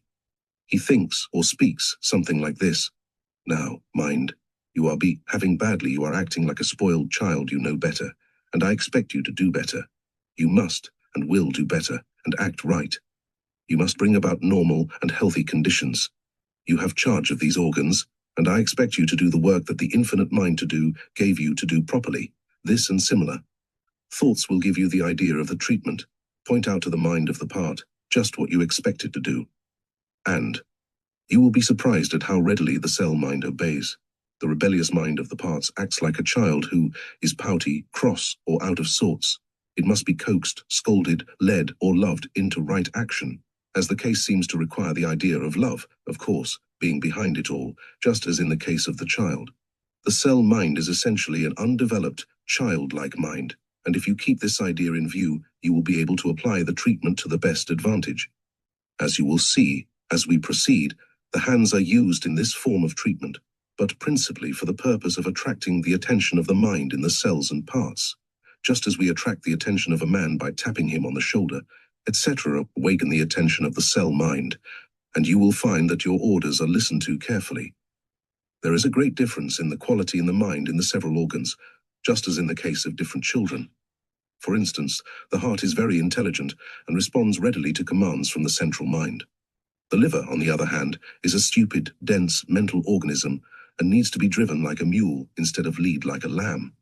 You have seen children just like this carry this idea in your mind. Now you have had the theory, let us go into the practice of thought force healing. Practice. Stomach troubles. The majority of diseases really originate in the stomach, and the other troubles are really but resultants of the main trouble which is in the stomach. Consequently, it is well to always begin the treatment with a stomach treatment. Indigestion and malnutrition are at the bottom of 9/10 of the various diseases.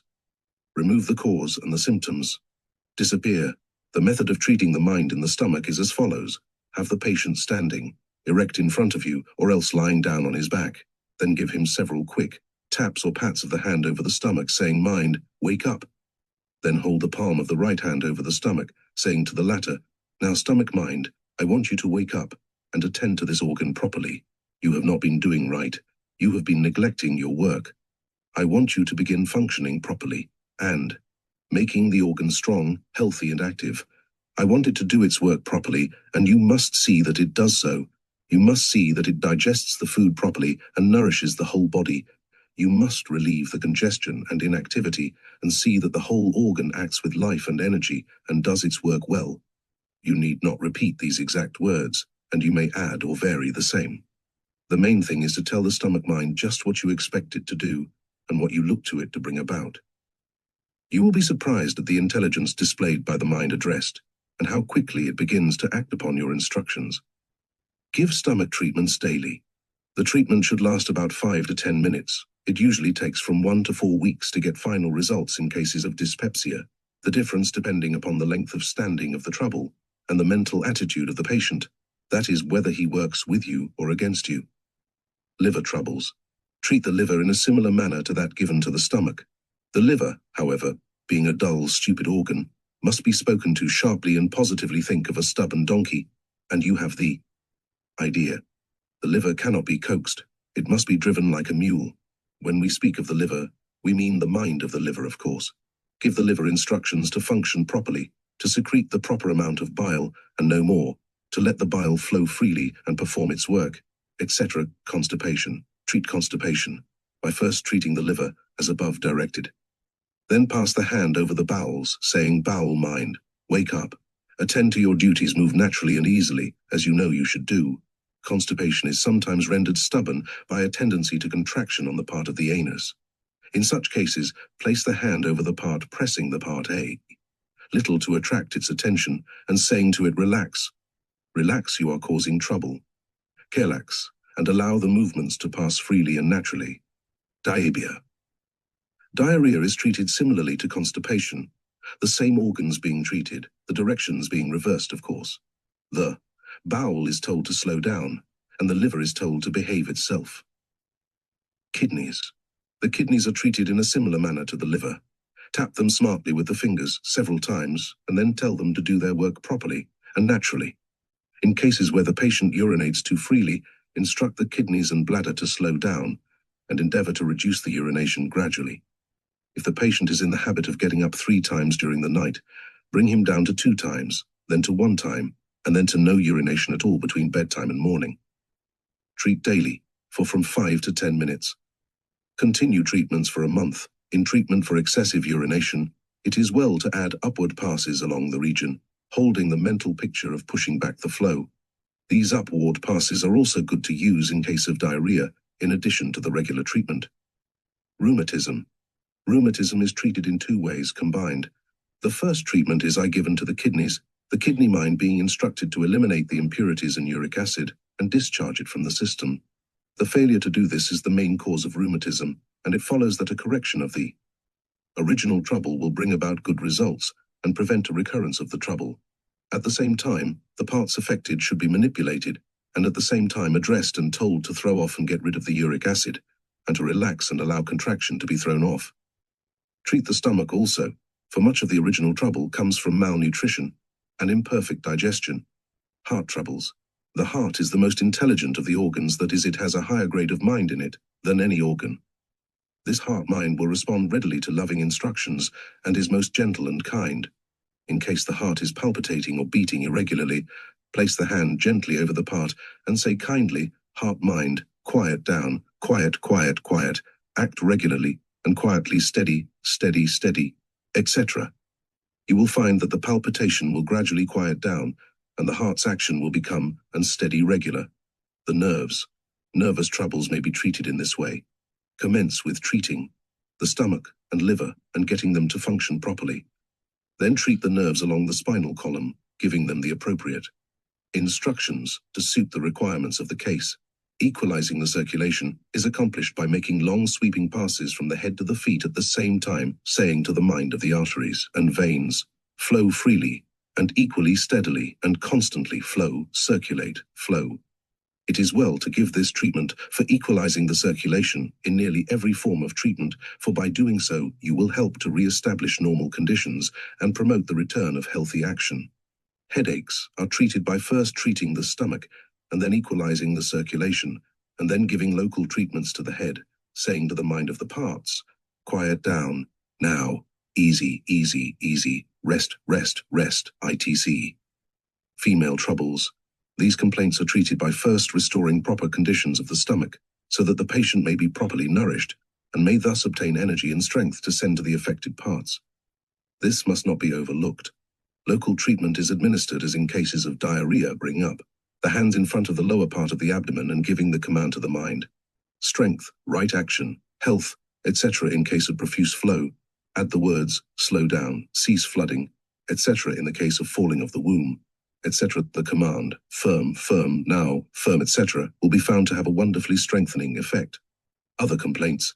It is not necessary to run over the list of so-called diseases, which are after all nothing but different cases of imperfect mind action. The treatment is similar in each case, as you will have seen. Give the same general treatment and then give your mental commands in words suited to the case. That is, tell the mind of the part what it must do. Talk to it just as you would to a child that was not doing what it should. Reason with it and lead or drive it along just as seems best. Use judgment and a little thought, and you will find that you will soon get the knack of giving just the right commands. But, above everything else, remember that you are talking to the mind of the part, not to dead matter. There is no dead matter about a live body. Mind is in every part and cell. It is mind talking to mind. Remember this, for therein lies the secret of this form of treatment. Remember, also, that the majority of diseases arise from stomach troubles and imperfect circulation. Restore the stomach to normal action and the circulation to equalize activity and functioning, and you have removed the cause of the trouble. Do not forget this, for it is most important. Talk to the mind as you would to a person, a child, and say to it just what you think will best affect it. A little practice will render you very expert in this, and you will soon begin to feel well with the different, quite acquainted forms of mind in the parts, and moreover, they will soon begin to recognize that you know them. just as a horse recognizes men who are used to managing horses, although they may never have seen that particular man before. Dogs are the same way, as one will see if he will think a little bit. This form of treatment may be used on animals as well as on people, and we have heard of many remarkable cures in this way. Now, remember, please, that the cell mind or part mind does not understand the words you say. They have no such knowledge, but they do understand the thought that lies back of the words and will respond thereto. The words only serve to help you on to form your thought dearly. Words are but symbols of thoughts. There is one or more thoughts back of every word. Do you see now? A German may give the treatment to an Englishman who does not understand a single word used, but the cell mind does understand the thought back of the word, no matter what language is spoken. Is not this wonderful? And yet, so simple, when the key is had. It is the thought, not the word. And yet the spoken word helps the mind to form the thought. We think in words, remember. We even dream in words. Now, do not let this simple form of treatment escape your attention. It is one of the best, for it combines the qualities of several others in it. It is so simple and easily understood and easily applied. Do not fail to try it. Auto-treatment. This treatment may be administered to oneself with the best possible effect. The central mind will give the command to the cell mind or part mind, just as in the case of treating another person. The methods used are practically the same as those above given. In fact, one may get a good idea of the treatments by trying them on himself. It would be possible to write an entire book upon this subject of auto-healing by thought force, but it would be merely a padding out of what has been given you in this chapter. Our idea in this book is to give you the best information in the shortest time and smallest space. Each chapter gives you information that is worth many times the price of the book, and for which some who have acquired a knowledge of it are charging tuition fees ranging from $5 upward. Many courses on the market contain no more information than is given in some of these chapters. We say this not in a spirit of self-praise, but merely that you may understand that you are getting the thing in a nutshell. Chapter 12. Suggestive Healing. Suggestive healing is based upon the effect of mental influence upon the instinctive mind. It holds that just as the adverse suggestion of another or of oneself may produce abnormal conditions of the body through the instinctive mind, so may the good suggestions of another or oneself restore normal conditions. The effect of the mental states upon the body is well known to those who have examined into the matter, as well among physical scientists as among occultists. We cite or quote a few instances here in order to call your attention to the facts underlying suggestive healing. Prof. James, the eminent psychologist, has said, "The fact is that there is no sort of consciousness whatever, be it sensation, feeling, or idea, which does not directly and of itself tend to discharge into some motor effect. The motor effect need not always be an outer stroke of behavior. It may be only an alteration of the heartbeats or breathing, or a modification in the distribution of the blood, such as blushing or turning pale, or what not. But in any case, it is there in some shape when any consciousness is there, and a belief as fundamental as any in modern psychology is the belief at last attained, that conscious processes of any sort, conscious processes merely as such, must pass over into motion open or concealed." Bain says, "There have occurred many instances of death or mental derangement from a shock of grief, pain, or calamity. This is in accordance with the general law." Darwin says, "In protracted grief, the circulation becomes languid, the face pale, the muscles flaccid, the eyelids droop, the head hangs on the contracted chest, the lips, cheeks, and lower jaw all sink downward from their own weight. The whole expression of a man in good spirits is exactly opposite of the one suffering from sorrow." Alston says, "If the general law of the body be that of cheer, hope, joy, love, and desire for health and happiness give growth to tissue, strong and normal action to the organs of the body, and thereby health in general, while fear, melancholy, malice, hatred, dejection, loss of confidence, and all other morbid states of mind tend to the lassitude of the functions and the depletion of the organs. I feel that too much enthusiasm cannot be raised in the reader's mind upon these all-important facts." Flammarion says, "An idea, an impression, a mental commotion, while entirely internal, can produce in another direction physiological effects more or less intense, and is even capable of causing death. Examples are not wanting of persons dying suddenly in consequence of emotion. The power which imagination is capable of exercising over life has long been established. The experiment performed in the last century of a man condemned to death, who was made the subject of a study by medical men, is well known. The subject of the experiment was fastened securely to a table with strong straps. His eyes were bandaged, and he was then told that he was to be bled from the neck until every drop of his blood had been drained. After this, an insignificant puncture was made in his skin with the point of a needle, and a siphon arranged near his head in such a manner as to allow a stream of water to flow over his neck and fall with a slight sound to a basin placed on the floor. At the end of 6 minutes, the condemned man, believing that he had lost at least 7 or 8 quarts of blood, died in terror.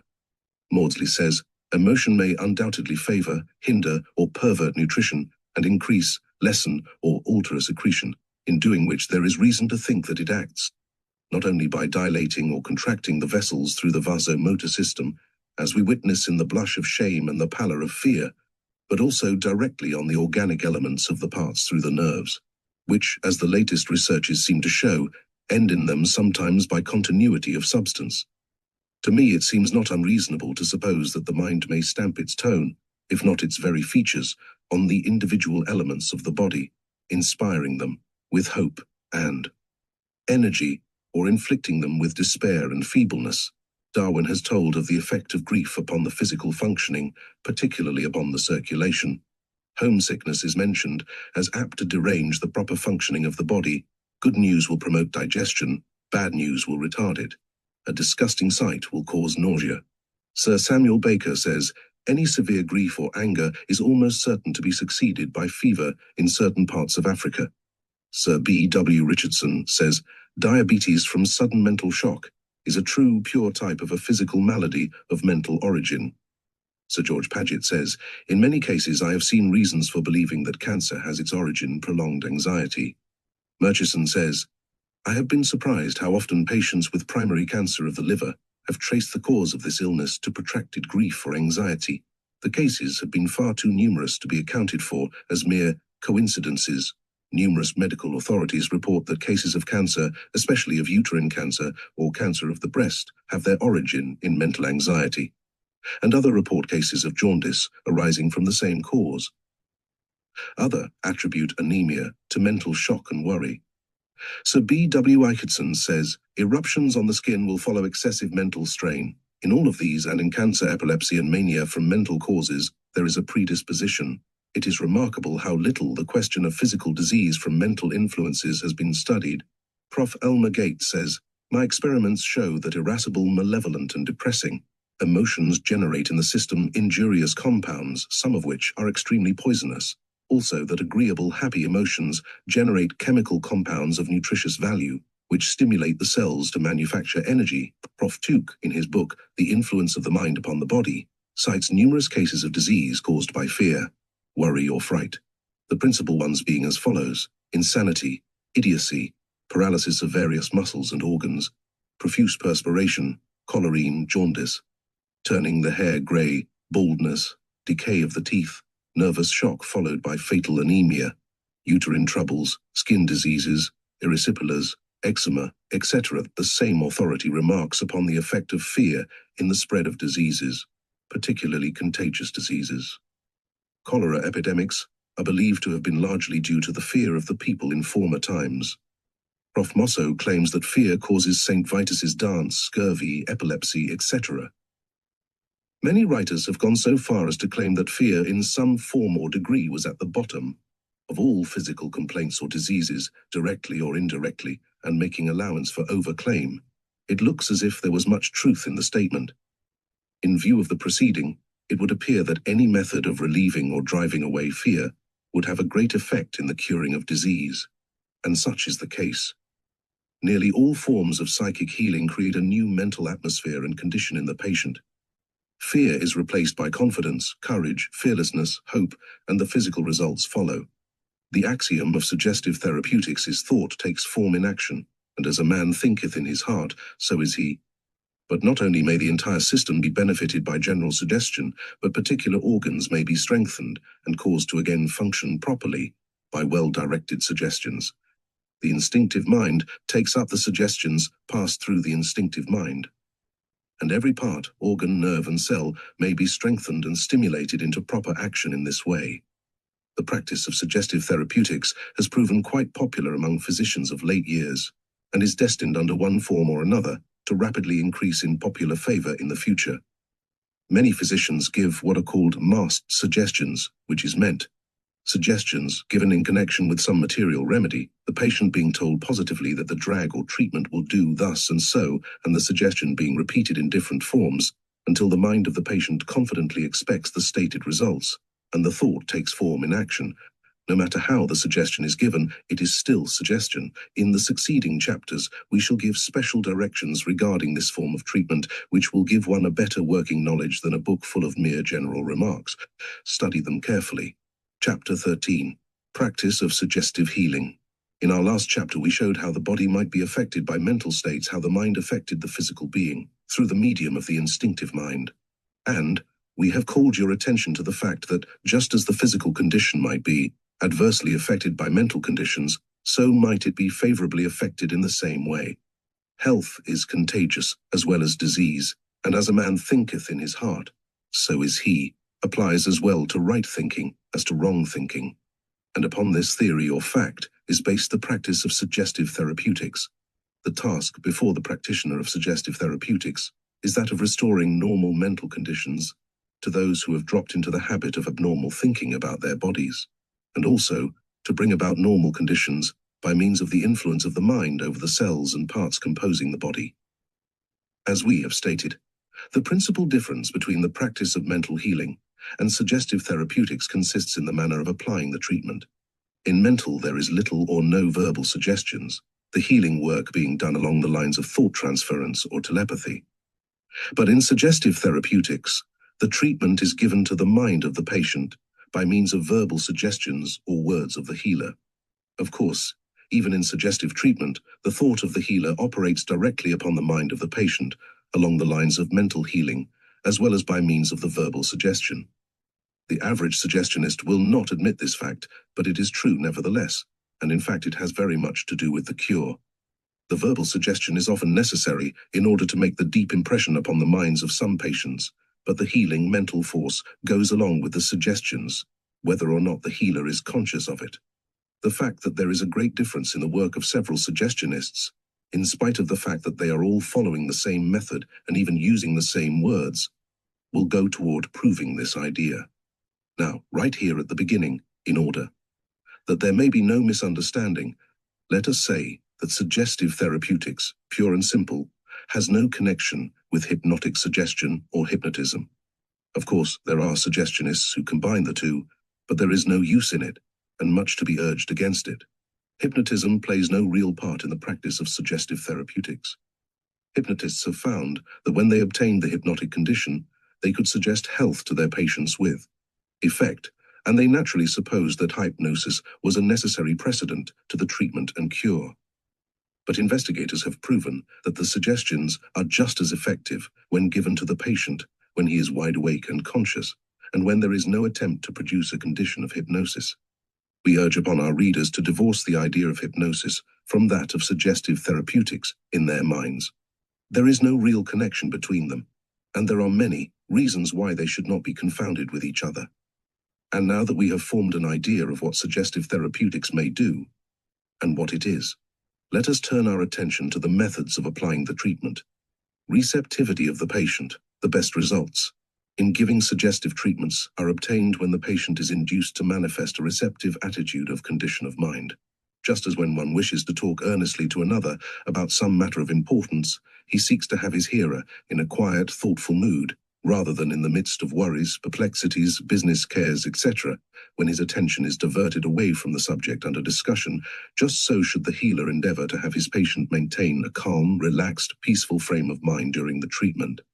Attention. The patient should be induced to give the healer his entire attention, as the measure of the effect of the treatment depends largely upon the degree of attention given and obtained.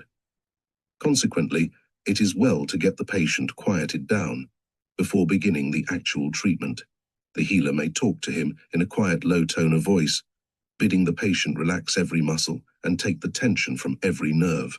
He should adapt the conversation to the individual requirements of the patient, speaking only of those things calculated to promote quietness and calmness of mind, and to carefully avoid subjects likely to arouse antagonism and argument. Remember, you are not there to Convert the patient to any particular belief of yours you are to cure him. Let your manner and conversation be soothing and quieting. Voice. The healer should pay much attention to cultivating a good suggestive voice.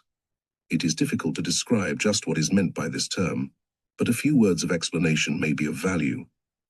We do not mean that the healer should endeavor to become a skilled elocutionist, but we do mean that he should be able to throw feeling and earnestness into his tone. He should endeavor to have his thought and desire so permeate his tone that the vibrations may be felt by the patient. His tone should be vibrant and strong, not necessarily loud, but possessed of that peculiar quality that we call strength. The words should fairly vibrate and penetrate into the mind of the patient. A mental state of forgetting oneself and concentrating the whole mind on the meaning of the words used will produce the result practice, of course improving the gift and faculty.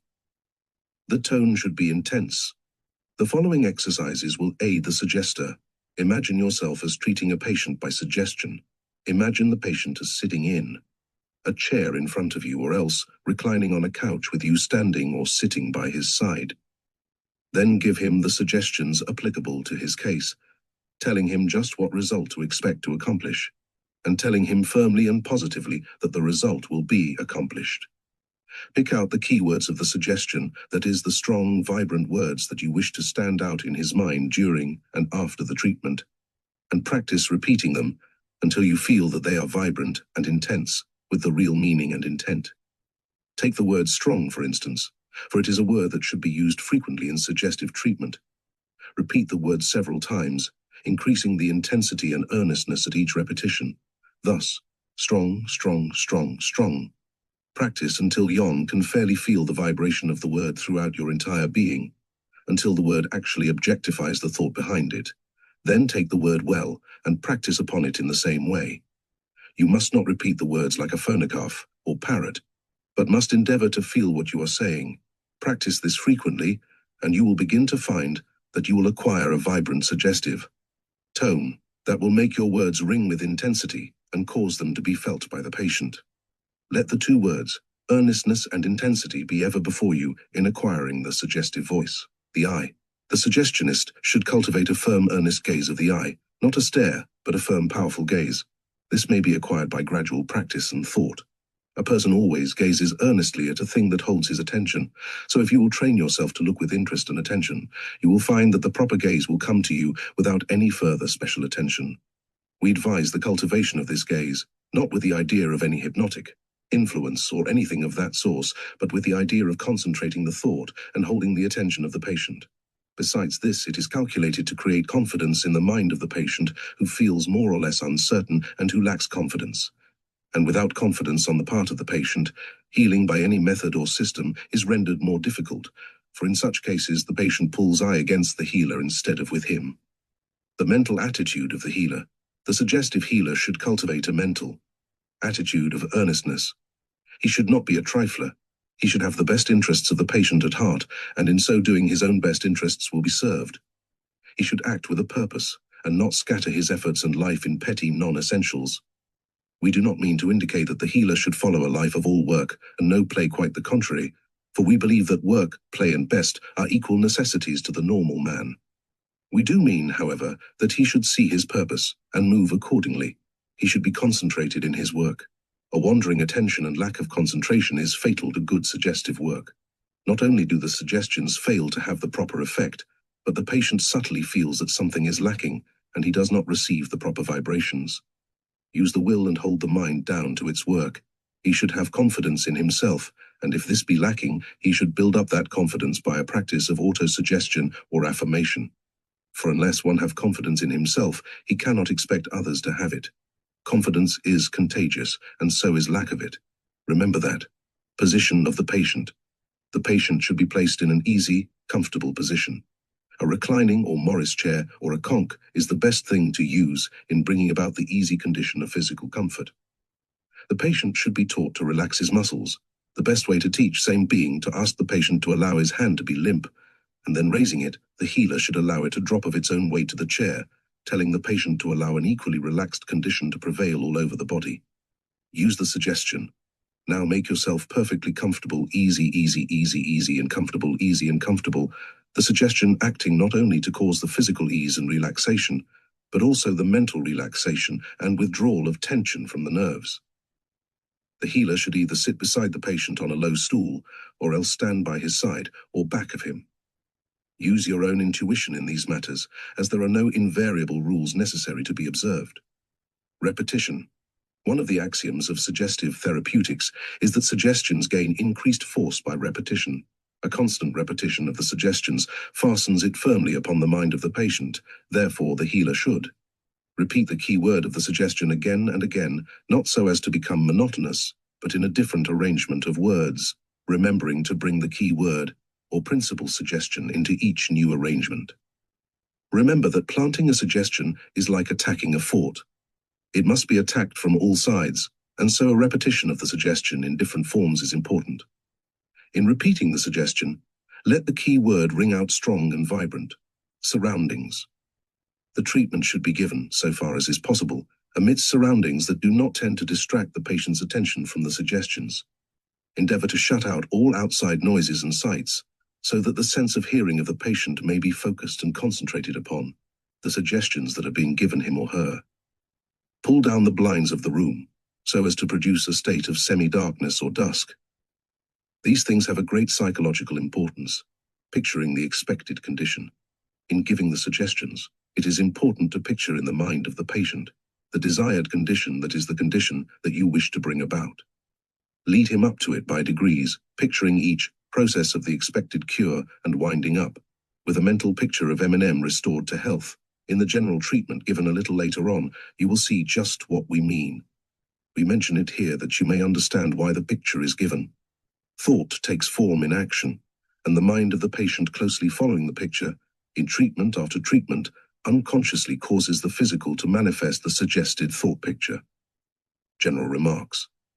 There is no special magic in the words uttered by the suggestionist, and the whole virtue of the suggestive treatment lies in the thought behind the words.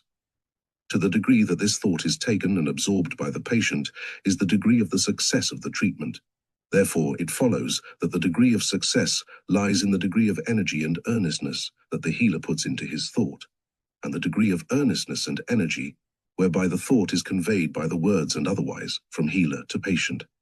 Of course, there is a constant mental or telepathic transmission of the thought, but the effect is heightened by the strong, suggestive words of the healer, and the combination of the two is a powerful one. The patient's mind should be constantly directed to the conditions expected and jibed to be realized, and therefore this important rule: never make any reference to the diseased condition during your suggestions, but always speak of the condition as you wish it to be. Lead the mind away from the present condition, and place it upon the expected condition.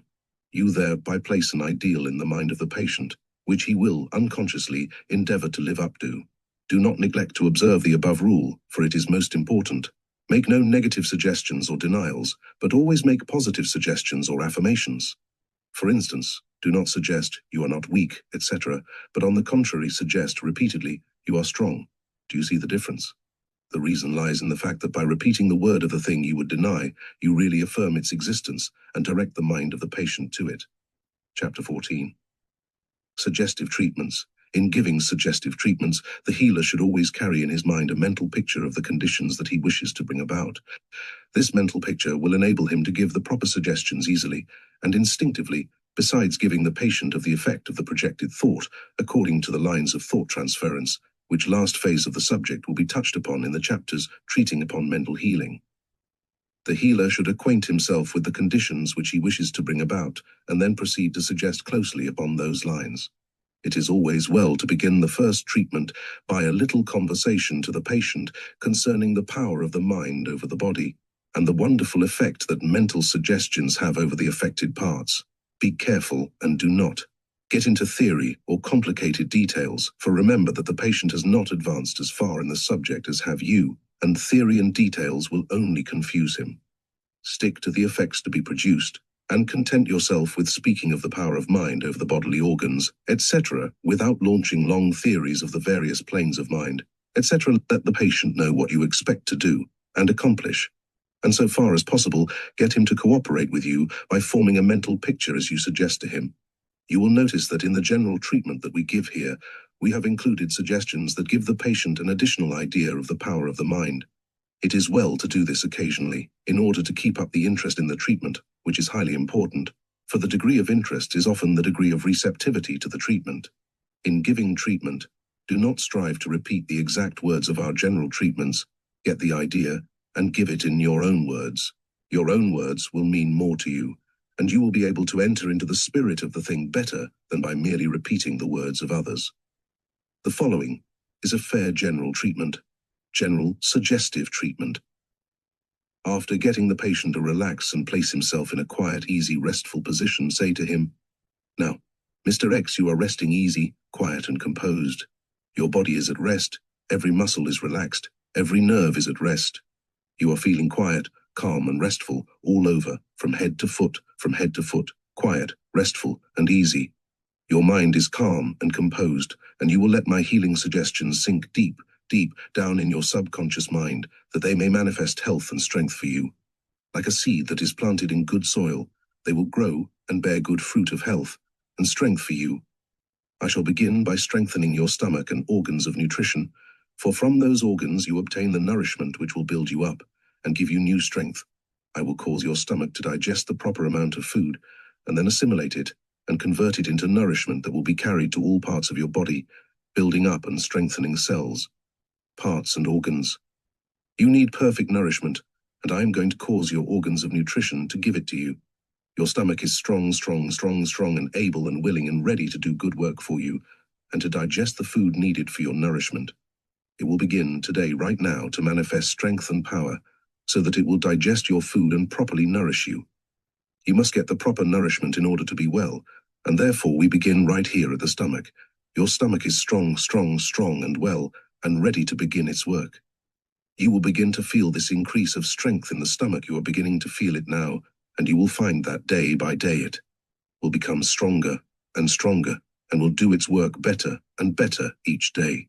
Your stomach and organs of nutrition are ready to do their work properly, and will begin to send nourishment to all parts of the body, and that is what you need. That is what you need. I can send impulses to those tired organs, and giving them new strength and health and power, and you will be conscious of the improvement at once. Remember, now, nourishment, that is what we are after, for you, and that is what we will get right now, right from the beginning. And I expect you to cooperate with me, and try to think bright, happy, and cheerful thoughts all the time. Bright, cheerful, and happy thoughts will drive away the diseased conditions, will drive them away, I say. Think bright, cheerful, and happy thoughts, and you will find a decided improvement in your mental and physical states. Remember, now, bright, cheerful, and happy, commit the words to memory and repeat them often. Now, we are going to equalize your circulation. Next to nutrition, the circulation is the important thing. You will begin right now to manifest an equal and proper circulation all over your body, from head to foot. The blood will course freely and easily through your entire body, from head to foot, carrying with it nourishment and strength to every part. It will return carrying with it the waste matter of the cells and organs and parts, which will be burnt up in the lungs and expelled from the body, being replaced by the fresh good material in the blood. Now breathe deeply several times and burn up the waste diseased matter that the blood is carrying back with it to be burnt up by the oxygen in the lungs which you have breathed into it. You are breathing in health and strength, I say, and you will feel better from now on. Practice deep breathing occasionally and think that you are drawing in health and strength and breathing out the old diseased conditions, for that is just what you are doing. Perfect circulation all over the body and proper breathing to assist in the good work. You must begin also to get rid of the waste products of the system by drinking the proper amount of water each day. You must increase your supply of fluids. You must have a glass of water near, and you must occasionally take a sip or so from it, saying, "I'm taking this water to cleanse my system from impurities and to bring about new, normal, and healthy conditions." Do not neglect this, for it is most important. A plant needs water in order to be healthy, and so do you. So do not neglect the water. Your increased fluid supply will cause your bowels to move regularly every day, and thus carry off the waste matter of the system. Your bowels will begin tomorrow morning to move naturally and easily, and you will soon get into a regular habit. You must assist me in this work by holding the thought occasionally that your bowels will begin to move naturally. Now we have begun the good work, and you must keep it up. You will begin to get nourishment from your food, by reason of the improvement in your organs of nutrition. Every part of you is being strengthened, and day by day you will note an improvement. Your circulation will be equalized, and your general system will be benefited thereby. You will breathe freely, and thus strengthen the body, and also burn up the old waste materials. You will get rid of the old waste matter by taking additional fluids, as I have said, and your bowels moving properly will rid your system of the poisonous debris of the system. You will be bright, cheerful, and happy, strong and well. You are stronger all over, from head to foot, and every organ, cell, and part is functioning properly now, and health, and strength, and energy, and vigor are coming to you right now. Then give specific suggestions regarding the particular parts that seem to be giving the trouble, the suggestions being modeled along the lines of what you want. Suggest that the pain will leave, and that normal conditions will begin to reassert themselves. You will find that the general treatment given above will work a great improvement in those treated by it, irrespective of the local nature of their trouble. Their secret is that if you manage to restore proper and normal conditions of nutrition, assimilation, and elimination, the rest takes care of itself. A man or woman with perfect digestion, assimilation, and elimination, that is with proper nutrition and proper clearing away of the ashes of the system, cannot help being a well person. We urge you to carefully read our book, Hatha Yoga, and acquaint yourselves with the importance of these things. You may work in the teachings of Hatha Yoga, in your suggestions, and the advice thus given will be of the greatest value and importance to the patient. Acquaint yourself with the rules of right living, as given in our book, Hatha Yoga, and you will have the secret of health in your own hands. By suggesting these things to patients, you will fix the ideas in their minds by suggestion, and change their habits of living from imperfect to perfect, so that when you get them, well, they will stay well. Suggestion along these lines will prove a godsend to the people you treat, if you will but fix the idea firmly in your own mind, so that you may be able to pass it on to them in the same way. You will find that imperfect nutrition and constipation are the principal things to be overcome, no matter what is the nature of the complaint. Explain this to your patient and tell him that by suggestion you will restore the normal conditions, which you will be able to do. In cases of female troubles, such as imperfect menstruation, etc., the above treatment will work wonders. Give the suggestions of regular menstruation. Just as you gave the suggestion of normal action of the bowels, the principle is the same. Tell the patient to look forward to the time for the regular menstrual period, with confidence, and let her fix her mind on the date some time ahead. In a month or so, regular habits will be restored in many cases. It is not necessary for us to go into detail about the treatment of various complaints by suggestion. We have given you the master key, and you can readily adapt the treatment to all kinds of troubles. Remember always, however, to insist upon proper nutrition and elimination, and equalize circulation with breathing, for these things constitute an universal panacea. Bead over the other forms of psychic healing mentioned in this book. You will get a little something from each of them. Chapter 15. Self-suggestion. As a man thinketh in MS heart, so is he, is an old saying, the truth of which becomes more and more apparent to us each year. In the chapter in which we showed the effect of the mind on the body, you will notice that the majority of the physical troubles brought about by thought influence were brought about by the thought of the person themselves, by self-suggestion, so to speak. A man's physical health is largely a matter of his self-suggestion. If he maintains a mental attitude of health, strength, and fearlessness, he manifests accordingly. And if he goes about with a mind filled with ideas and thoughts of a depressing nature, his body will likewise respond. Fear is the great cause of disease. Fear acts as a poison upon the physical system, and its effects are manifest in many directions. Remove fear, and you have removed the cause of the trouble, and the symptoms will gradually disappear. But all this we have stated elsewhere, and this book must be a book of practice rather than of theory. The question is, how may one treat himself or herself by self-suggestion? The answer is quite simple. It is that the person may give himself just the suggestions that he would give a patient, following the advice and instructions given in the last chapter. The I part of you may give suggestions to that part of the mind that runs the physical organism and manages the body from cell to organ. These suggestions will be taken and acted upon if given with sufficient earnestness. Just as people may make themselves sick by improper self-suggestions, so may they restore themselves to health by the proper suggestions given in the same manner. There is no mystery about this. It is in accordance with a well-established psychological law. The best way for you to start in a course of self-suggestion for yourself, presuming that you need the same, is to read carefully our book Hatha Yoga, which contains practical instruction and information about right living. Then, after having acquired this plan of right living, start in to practice right thinking. Right thinking consists in maintaining the proper mental attitude of cheerfulness and fearlessness. These two things are a battery of force. If you have imperfect health, rest assured that it is caused by the violation of some natural law. You may discover what this violated natural law is by reference to Hatha Yoga. And then it becomes your duty to correct the habit and restore natural functioning by self-suggestions or right thinking. In 9 cases out of 10, you will find that the root of the trouble lies in improper nutrition and imperfect elimination. You don't believe this, you say. Well, then, let us tell you your symptoms and see if they do not come out about right to fit your case. First, you have a poor appetite and imperfect digestion, dyspepsia or indigestion. Then you are constipated, and if a woman have scanty and irregular menstruation. Then your hands and feet are cold, denoting imperfect circulation. Then your eyesight and hearing is affected. You have ringing in the ears and cloudy vision. Your taste is affected. Your smell is also poor, and you are liable to have symptoms of kata. But your sense of feeling is not poor. It is abnormally sensitive, and you are called nervous. You do not get a good night's sleep, and you feel used up all the time. Your skin is colorless, and your cheeks pale. Your lips and fingernails lack the rosy color of health, and so on.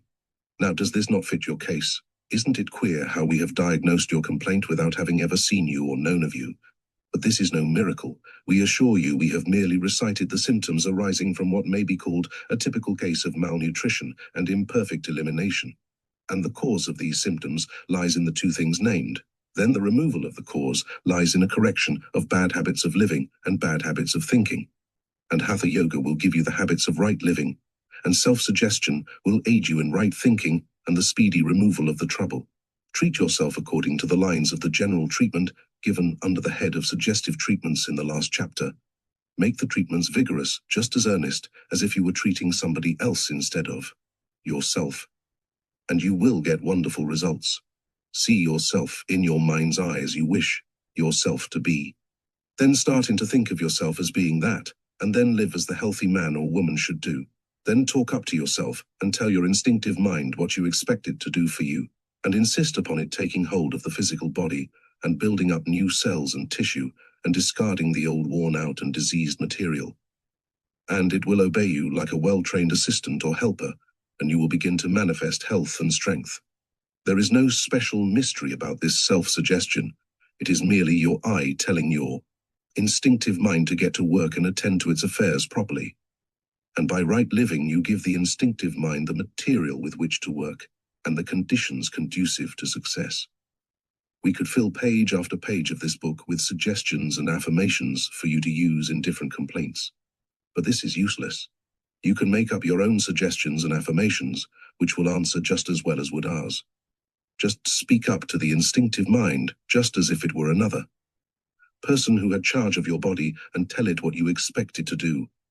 Do not hesitate about being in earnest about it. Put some life into your commands.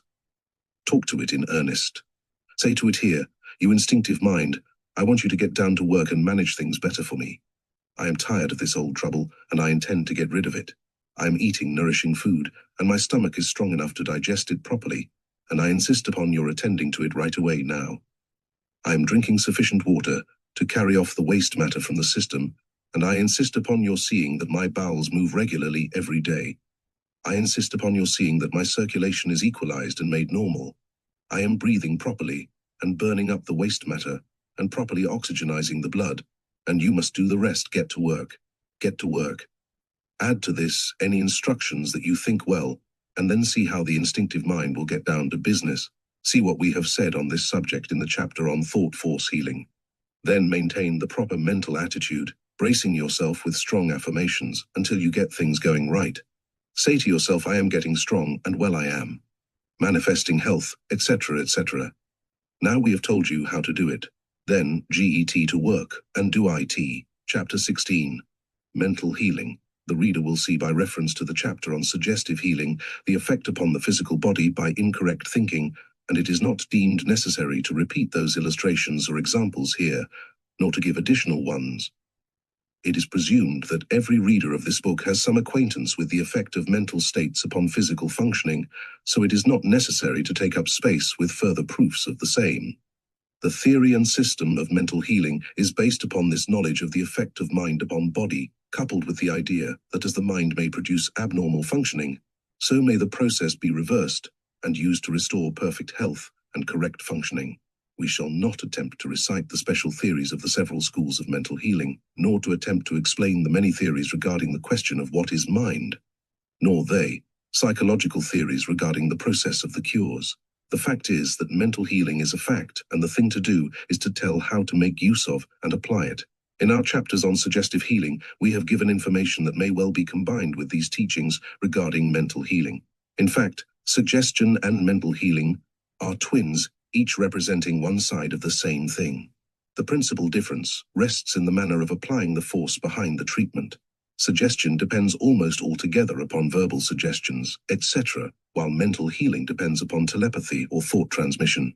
The best healers combine both methods when the patient is in their presence, but mental healing does not require the presence of the patient, the treatments often being given to patients many nines away by what is known as absent treatment, but which is really a form of telepathy. Telepathy, once laughed at as a superstitious fancy, is now beginning to be recognized by the scientific world, and will soon be adopted as a law. It has been known to occultists in all ages and times, among all people, and it is not a new thing by any means, although many claim to have discovered it in our own times. We give a few examples of its general acceptance among men of intelligence and prominence in our own times.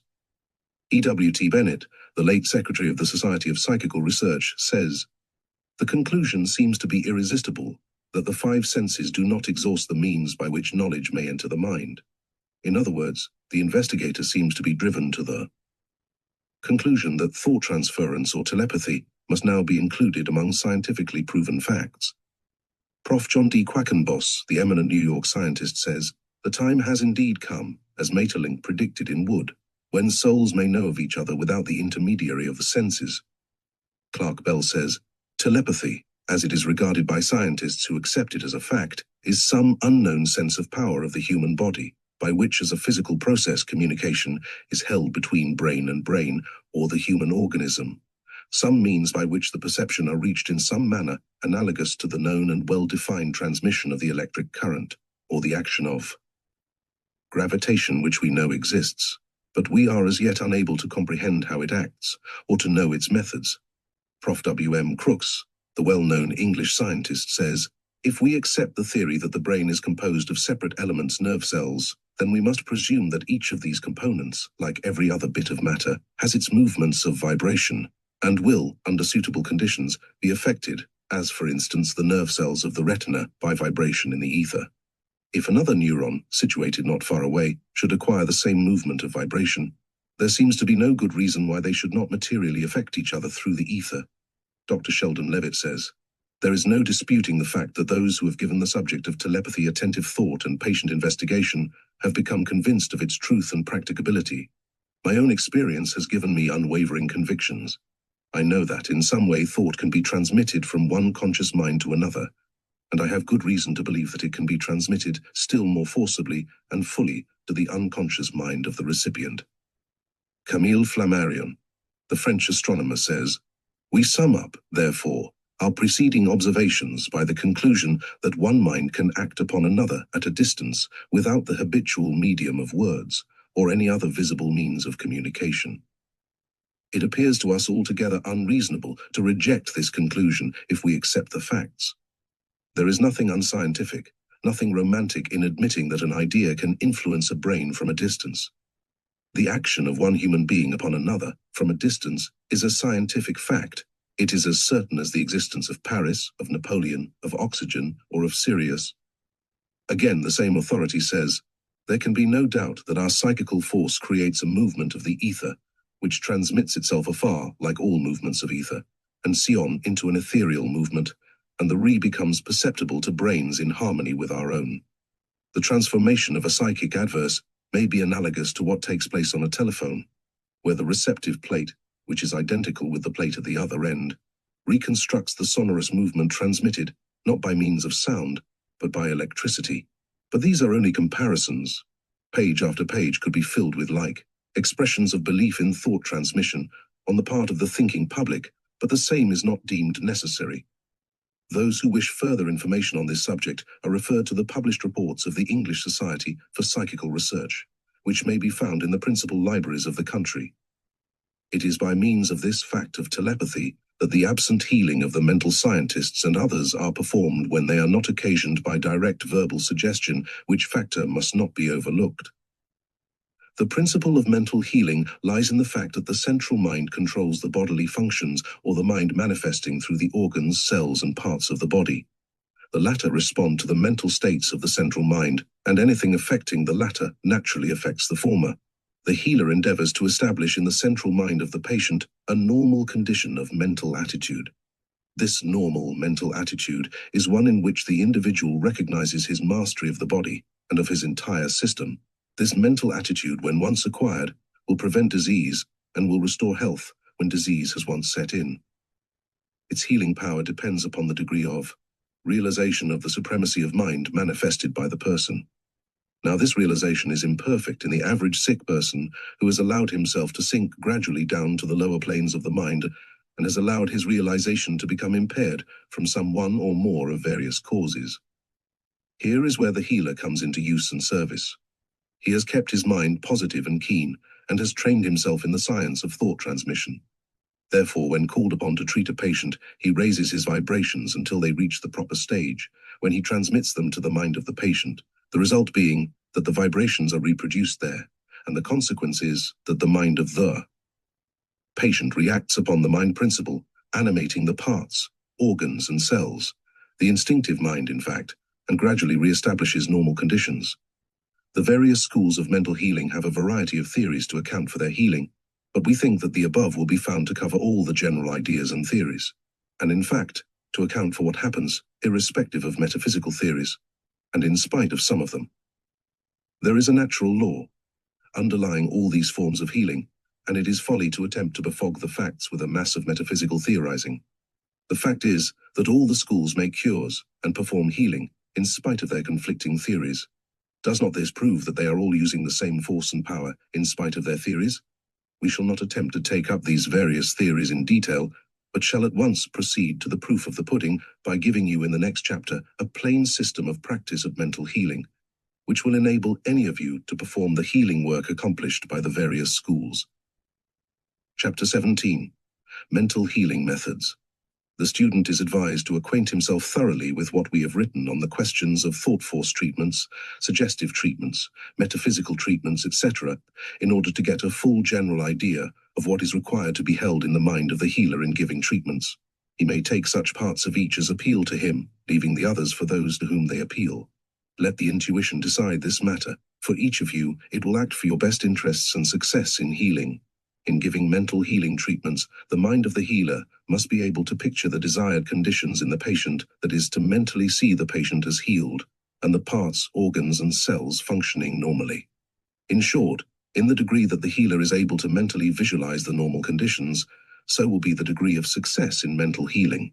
Dismiss all doubt from your mind and train your mind to see the desired condition just as if it were actually before you, exposed to your physical gaze. Train yourself in this from day to day, and you will be surprised to see how rapidly you advance until you attain the sense of power and healing that will sweep over you like a wave. So far as transmitting the thought is concerned, that requires no strenuous effort on the part of the healer.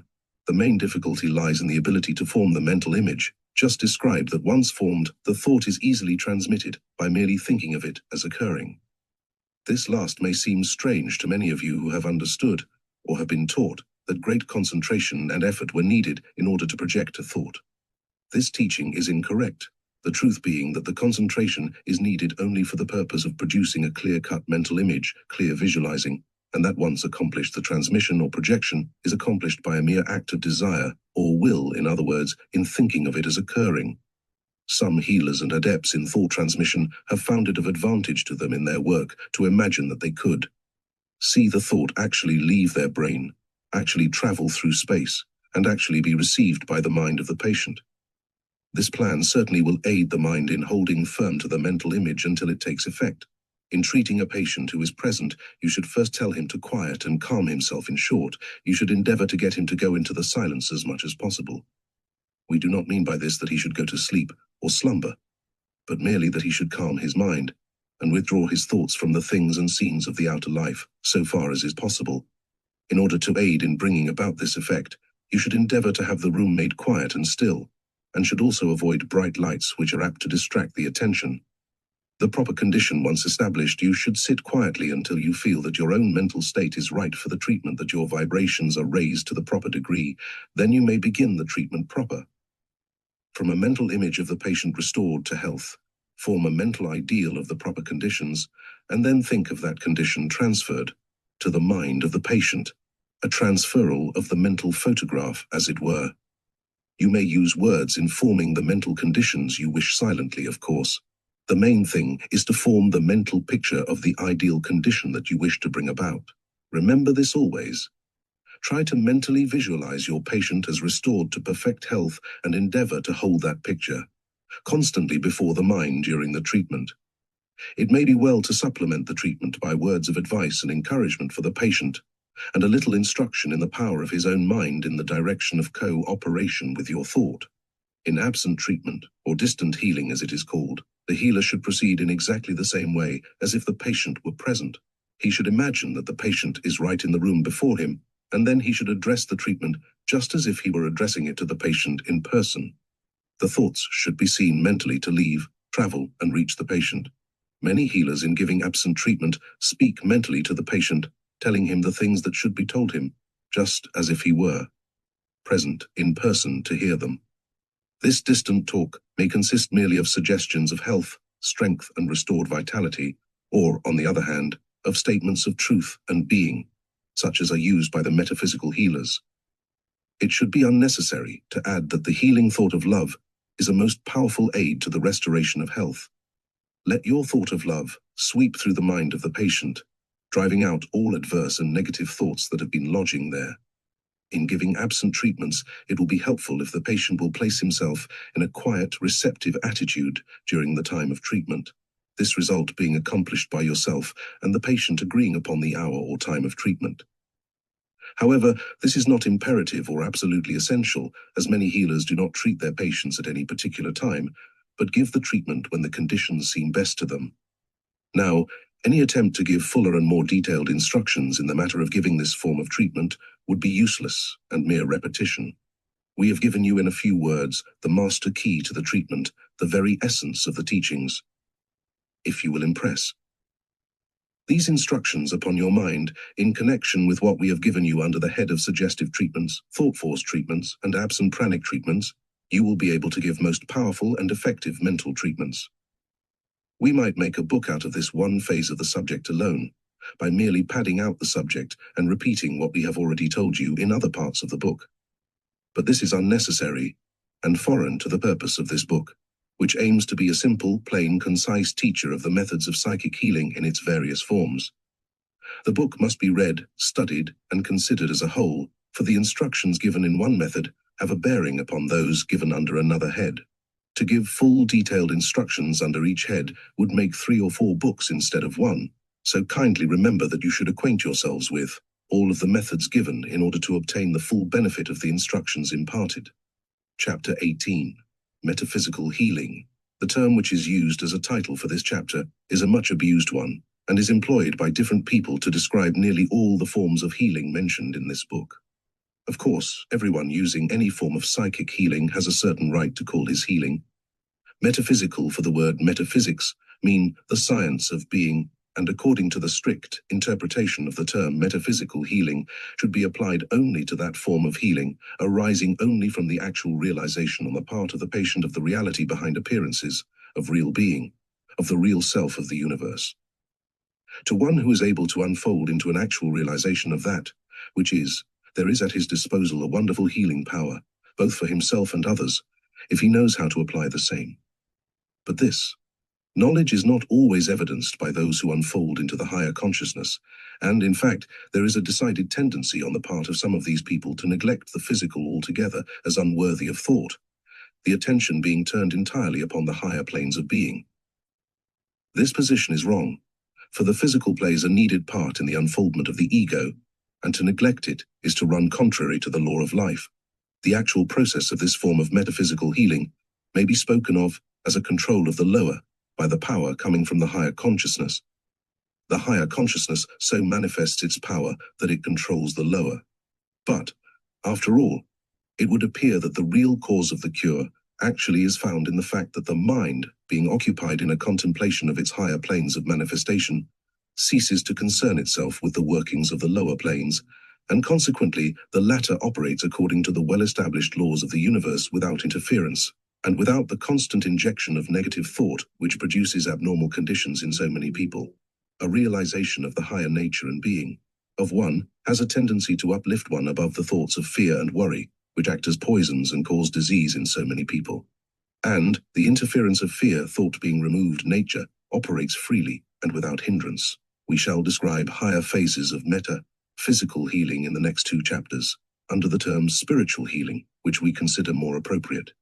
In this chapter we refer principally to the forms of healing used by some of the metaphysical healers who confine their healing process to teaching the patient certain metaphysical systems, containing a greater or lesser degree of truth.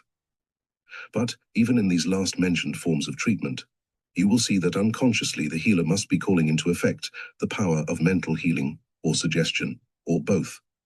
The treatment that always follows the metaphysical talk must call into operation mental healing or suggestion, although the healer may not know it, and may indignantly repudiate this fact, and state that the treatment given is something entirely different.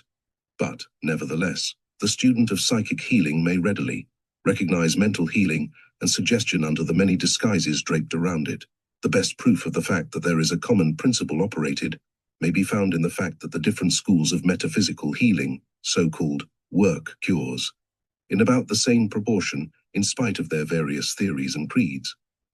Of course, they all have a common ground of agreement in their belief in the one life and spirit, but they vehemently oppose each other's claims and call each other victims of error and other pleasant names, but still all go on making cures and doing good healing work, nevertheless. Christian Science and anti-Christian Science schools and cults seem to do equally good healing work. All this would seem to indicate that some one healing force is used by all, and that no sect has any monopoly of it. The power of the one life is always there, always ready and willing to be used by those who demand and use it, irrespective of the particular beliefs and theories or creeds of those using it. Like the sunshine and the rain, it falls upon all alike, who expose themselves to its power, or who attract it to them. It is all for all. The petty theories and differences of the cults are most amusing when one considers the infinite one. What children in spiritual knowledge, even the best of us, are each claiming that he has the only truth, and the whole truth, and that all the others are in error. The truth seems to be that all have the truth, or portions of it fitting into their understandings, and that none have all the truth. The love and power of the infinite is equally the right of the individual seeker after the truth, as of the cult or sect that claims to be the mouthpiece of the all. Creeds are born, rise, fall and die. Cults and sects and schools pursue the same path. All is birth, growth and death relatively. Of course, all obey the law, which may be called evolution. Ages, people, races, lands, schools, cults, creeds, sects, leaders may come and go, must come and go, but the law ever remains, unchangeable, unerring, unvarying, deathless, endless. Over all the law reigns, all do its bidding. None are its sole agents and mouthpieces, and yet all are its agents and mouthpieces. It uses all, and yet is used by all. When this mystery is understood, then there is peace. It is useless to attempt to teach metaphysical healing to those who do not at least partially understand the higher teaching. To those who wish to know more regarding these teachings, we would recommend the advanced course in Yogi philosophy, published by the same people who published this little book. To those who understand and who wish to heal themselves and others by this method, we would say that the only rule is this: go into the silence and meditate upon the real self. When the realization comes, then give the healing treatment to yourself or others in some appropriate words, conveying the thought so far as may be. The following form will answer if you cannot frame one yourself. Treatment. O Spirit, the one, birthless, deathless, omniscient, omnipresent, omnipotent, in whose ocean of life I am a drop, let me feel thy presence and power. Let me realize even more fully what thou art, and what I am in thee. Let the consciousness of thy reality, and my reality in spirit, permeate my being, and descend upon all the planes of my mind. Let the power of spirit manifest through my mind, permeating the body of this other self that I am desirous of healing, or this body that I call mine own, bringing to it health and strength and life, that it may be rendered a more fitting temple of the spirit, a more perfect instrument of expression for the one life that flows through it. Raise up this body from the gross vibrations of the lower planes to the higher vibrations of the spiritual mind, through which we know thee. Give this body, through the mind that animates it, that peace, strength, and life, that is its by virtue of its being. Do thou, the all-life, flow in thy essence through this the part, revivifying and enlivening it. This do I claim, zero, all spirit, by virtue of my eternal birthright from thee, and by reason of thy promise and inner knowledge given to me, I now demand it of thee. In place of this, or in connection with this, you may use any of the many statements of being that the various science bodies use, for they are all good. But remember this always: there is no magic in mere words, and no cult has any proprietary right to any special words. The words are free to you, and to all, and the virtue thereof lies in the thought and realization back of the words. Words come, go, and change, but thought and realization which express them is eternal. Read the next 2 chapters in connection with this one. Chapter 19. Spiritual Healing. This is the highest form of healing, and is much rarer and less common than is generally believed to be the case. Many healers doing very good work along the lines of mental healing believe and teach that their work is done along spiritual lines. But in this, they are mistaken. True spiritual healing is not done by anyone. In such cases, the healer becomes an instrument or channel through which flows the spiritual healing force of the universe. That is, the healer is able to open up his spiritual mind as a channel for the inflow of the spiritual force of the universe, which passes through the healer into the spiritual mind of the patient, and there sets up vibrations of such intensity and strength that it invigorates the lower mental principles, and finally the organs and parts themselves, restoring them to normal condition. Spiritual cures are often practically instantaneous, although it does not necessarily follow that they must always be so. The spiritual healer, allowing the spiritual healing force to flow through him to the patient, causes the latter to be literally bathed in a flow of spirit, as we have heard it expressed. In order to understand this form of treatment intelligently, the reader must acquaint himself with the Yogi teachings regarding the several mental principles, which teaching he will find in the 14 lessons in Yogi philosophy, published by the same publishers as this book. We do not care to repeat here what we have said on this subject, although it may be well to say a few words regarding the spiritual mind, that this form of treatment may be better understood. The spiritual mind of man is that principle of mind that is above and higher than the 2 lower mental principles known as instinctive mind and intellect, respectively. Spiritual mind is above the plane of intellect, just as the instinctive mind is below the plane of intellect. The spiritual mind has not as yet developed or unfolded into consciousness in the average man, although some of the more advanced of the race, those who have gone ahead of their brothers on the path, have unfolded the spiritual mind into consciousness, or rather, have moved the center of consciousness into the region of the spiritual mind. This higher mental principle is what we try to express when we say the something within that seems to exert a protecting influence over us, and which sends us words of caution or advice in moments of need. All that the race has received in the way of noble, elevating, higher thoughts have come from this region of the mind. The spiritual mind projects fragments of truth into the lower mental principles. All that has come to the race, in its evolution, that has tended toward nobility, true religious feeling, kindness, humanity, justice, unselfish love, mercy, sympathy, etc., has come to it through the slowly unfolding spiritual mind. As the unfoldment goes on, man's idea of justice increases, and he has more compassion. His feeling of human brotherhood increases, his idea of love grows, and he increases in all the qualities which men of all creeds pronounce good. The spiritual mind is the source of the inspiration which certain poets, painters, sculptors, writers, preachers, orators, and others have received in all times, and which they receive today. This is the source from which the seer obtains his vision, the prophet his foresight. Many have concentrated themselves upon high ideals in their work, and have received rare knowledge from this source, which they have attributed to beings from another world, from angels, from spirits, from God himself. But all came from within it, was their higher self speaking to them.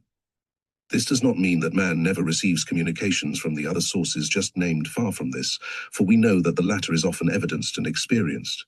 But we do mean that man receives far more messages from the higher self than he does from the other sources, and that man is prone to mistake the one for the other. We cannot discuss this matter at length in this place, for it is foreign to the subject which we are handling at the present time. Man, by the development of his spiritual consciousness, may bring himself into a high relationship and contact with this higher part of his nature, and may thus become possessed of knowledge beyond the power of the intellect to furnish. Certain high powers are also open to a man in this way, but he must beware against using them for any purpose other than the good of his fellow men, for such prostitution of spiritual powers brings a terrible result in its train. Such is the law. And, while it is true that the fullest degree of spiritual healing is not open to the average person, still it is likewise true that the healer who is possessed of a degree of spiritual unfoldment may avail himself of a certain degree of spiritual power, treating his fellow men. In fact, the best healers, consciously or unconsciously, make use of this force in this way. And they are right in so doing. It is a proper use of the power. Spiritual healing may be used in connection with the other forms of healing described and explained in this book to good advantage, and without interfering with the other treatments. In fact, all conscientious healers should endeavor to give the patients the benefit of this form of treatment in connection with the regular treatments. The spiritual, always working for good, cannot be misapplied or prostituted in cases of relief to suffering humanity, so the healer need never fear that in so acting he is dragging down the spiritual to the material level. For the spiritual permeates everything, and if it may be used to bring up those on a lower plane, it is well used. In the next chapter we shall endeavor to give the student a few explanations and some information regarding the practice of spiritual healing, although, as will readily be seen, it is almost impossible to tell one how to do something that consists in letting rather than doing, and we must ask the student to approach this part of the subject with a feeling of sufficient respect, for in spiritual healing one is calling into operation forces and power of an entirely different order from those with which man is acquainted in this everyday life. The spiritual healer is allowing himself to be used as a channel for the transmission of that force from the great ocean of spirit to the spiritual mind of the patient, and he should endeavor to make himself a worthy instrument of that power and spirit. Chapter 20. Practice of spiritual healing. The spiritual healer should approach his treatments with respect and appreciation of the mighty power which he desires to have flow through him for the aid and relief of the patient. He should first quiet his body and mind, and so far as possible relieve his nerves and muscles from strain and contraction, and free his mind from worries and cares and thoughts of the material life. He should endeavor to bring to himself that condition of peaceful, quiet, calm that belongs by right to him or her who realizes the of the term spiritual mind and spirit. He should endeavor to pass into that mental state in which he feels the nearness of the ocean of spirit, of which his real self is a drop. He should endeavor to feel in tune with the infinite. We cannot very well describe in words just what this condition is like. It must be felt to be understood, but we feel that those who are attracted to this book, or who have attracted it to themselves, will have sufficient realization of what we mean to enable them to cultivate it still further. The healer may either place his hands upon the patient or otherwise, just as he sees fit. Some spiritual healers do not touch the patient, while others feel instinctively that they should do so. Be governed by your own intuition in this matter. There seems to be a certain something about the touch of a person through whom the spirit is flowing that carries with it a certain undefinable healing power. Remember that Jesus and his apostles healed by spiritual power, usually through the laying on of the hands, so do not hesitate to place your hands upon the patient if you feel moved to do so. In giving the treatment, cast off all responsibility or feeling that you are giving the treatment, and keep the idea constantly before you that you are but the channel for the inflow of the spirit power. The moment you begin to think that you are doing the work, just that moment do you begin to obstruct the source of the power and to shut it off. Many good spiritual healers have destroyed the efficiency of their work in this way, and by their growing egotism and sense of self-importance have lost entirely the great power that they have had in the beginning, before they were spoiled by success and plaudits of the crowd. We have known several striking instances of this in our own experience. and the readers may know of other cases which they will now understand more fully. Beware of this fatal error in spiritual healing. You do not heal, but spirit does. Remember this always. The best way to make yourself a proper channel for the inflow of the spiritual healing power is to fix in the mind the thought that you are a channel through which the healing power flows, and endeavor to mentally see or feel the inflow and outpouring of spirit during the entire treatment. The treatment should not last very long, the intuition of the healer being the best guide.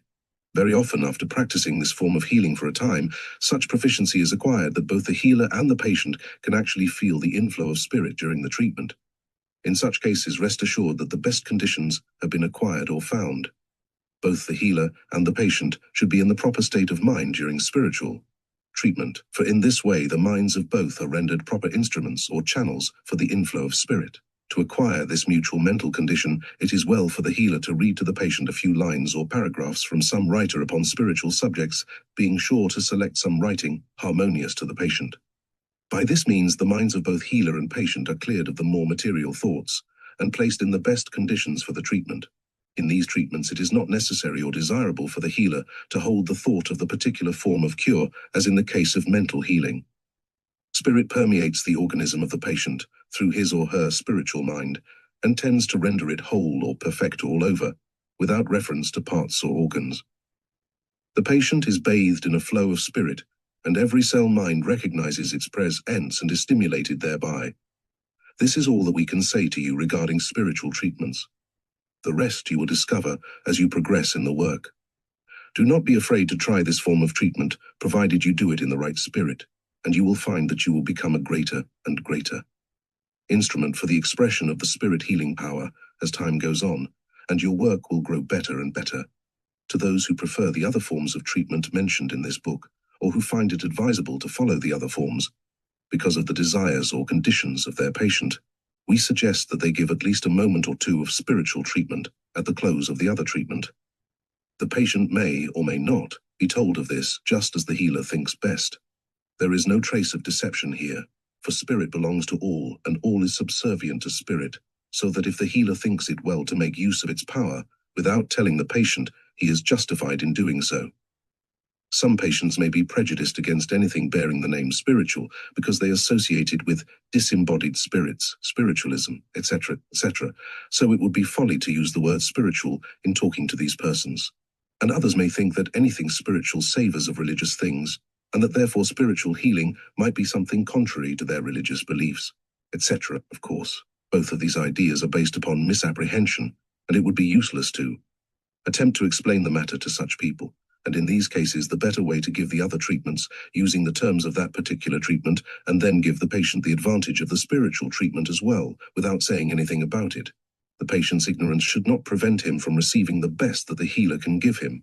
In this advice, of course, we do not hold that deception should be used, or untruth indulged in, but merely wish to remind the healer that it is useless and foolish to arouse antagonism by the ill-advised use of names and terms, which happen to be misunderstood or but half understood by certain patients, whose prejudices and bigotry might interfere with the good that you wish to do them. Chapter 21. Concluding Advice. Now that we have acquainted the reader with the theory and practice of the various forms of psychic healing, we wish to say a few words to him regarding the practice of the healing power that has been described. In the first place, do not make the mistake of becoming bigoted and narrow in your views of healing. Do not follow the example of so many of the practitioners of drug healing and revile and abuse those who may differ from you. Be broad. Be generous, be liberal. Give each man the same liberty of opinion that you demand for yourself. Do not force your views upon others, but always be willing to answer a courteous and earnest inquiry for information. Do not start in to abuse the drug practitioners. This is not right from any point of view, and as a mere matter of policy is unwise. Make your own work so good that people will seek you on that account, and do not try to build up a practice upon the abuse of others. There are many drug practitioners who are splendid men, and who, at the bottom of their hearts, are in full sympathy with the finer forms of healing, but who are not able to express themselves fully, owing to popular prejudice and the fear of getting into trouble with the medical boards. Such men give drugs because they have to do so, and at the same time manage to work in psychic healing without the knowledge of the patient, which fact accounts for the success of many a quiet physician. As for those abusive members of the medical fraternity, who go about reviling the mental or spiritual healer. Why? Just let them alone. They will reap their own harvest of hate and abuse, and so do not commit the folly of entering into their whirlpool. Practice passive resistance toward them, and you will find it far more efficacious than the active resistance of the world about you. This is a truth known to all students of occultism, and is one of the most practical bits of advice known to man. Do not neglect the attention to the natural laws of the body, as mentioned in an early chapter. See that the patient acts in accord with these natural laws of his being, and you will be thereby enabled to get much better results in a much shorter time. Proper nutrition and proper elimination must be had before any system of healing is effective. And no matter if the patient were cured instantaneously by the most powerful form of psychic healing, still, if he were to continue to neglect the primary physical laws of his being, he would sooner or later get back to his old diseased condition. This is a fact that many psychic healers ignore or refuse to accept, but rest assured that it is absolute truth, and that it will be found to be fully operative at all times, and in all cases. Common sense will show the correctness of this view of the matter.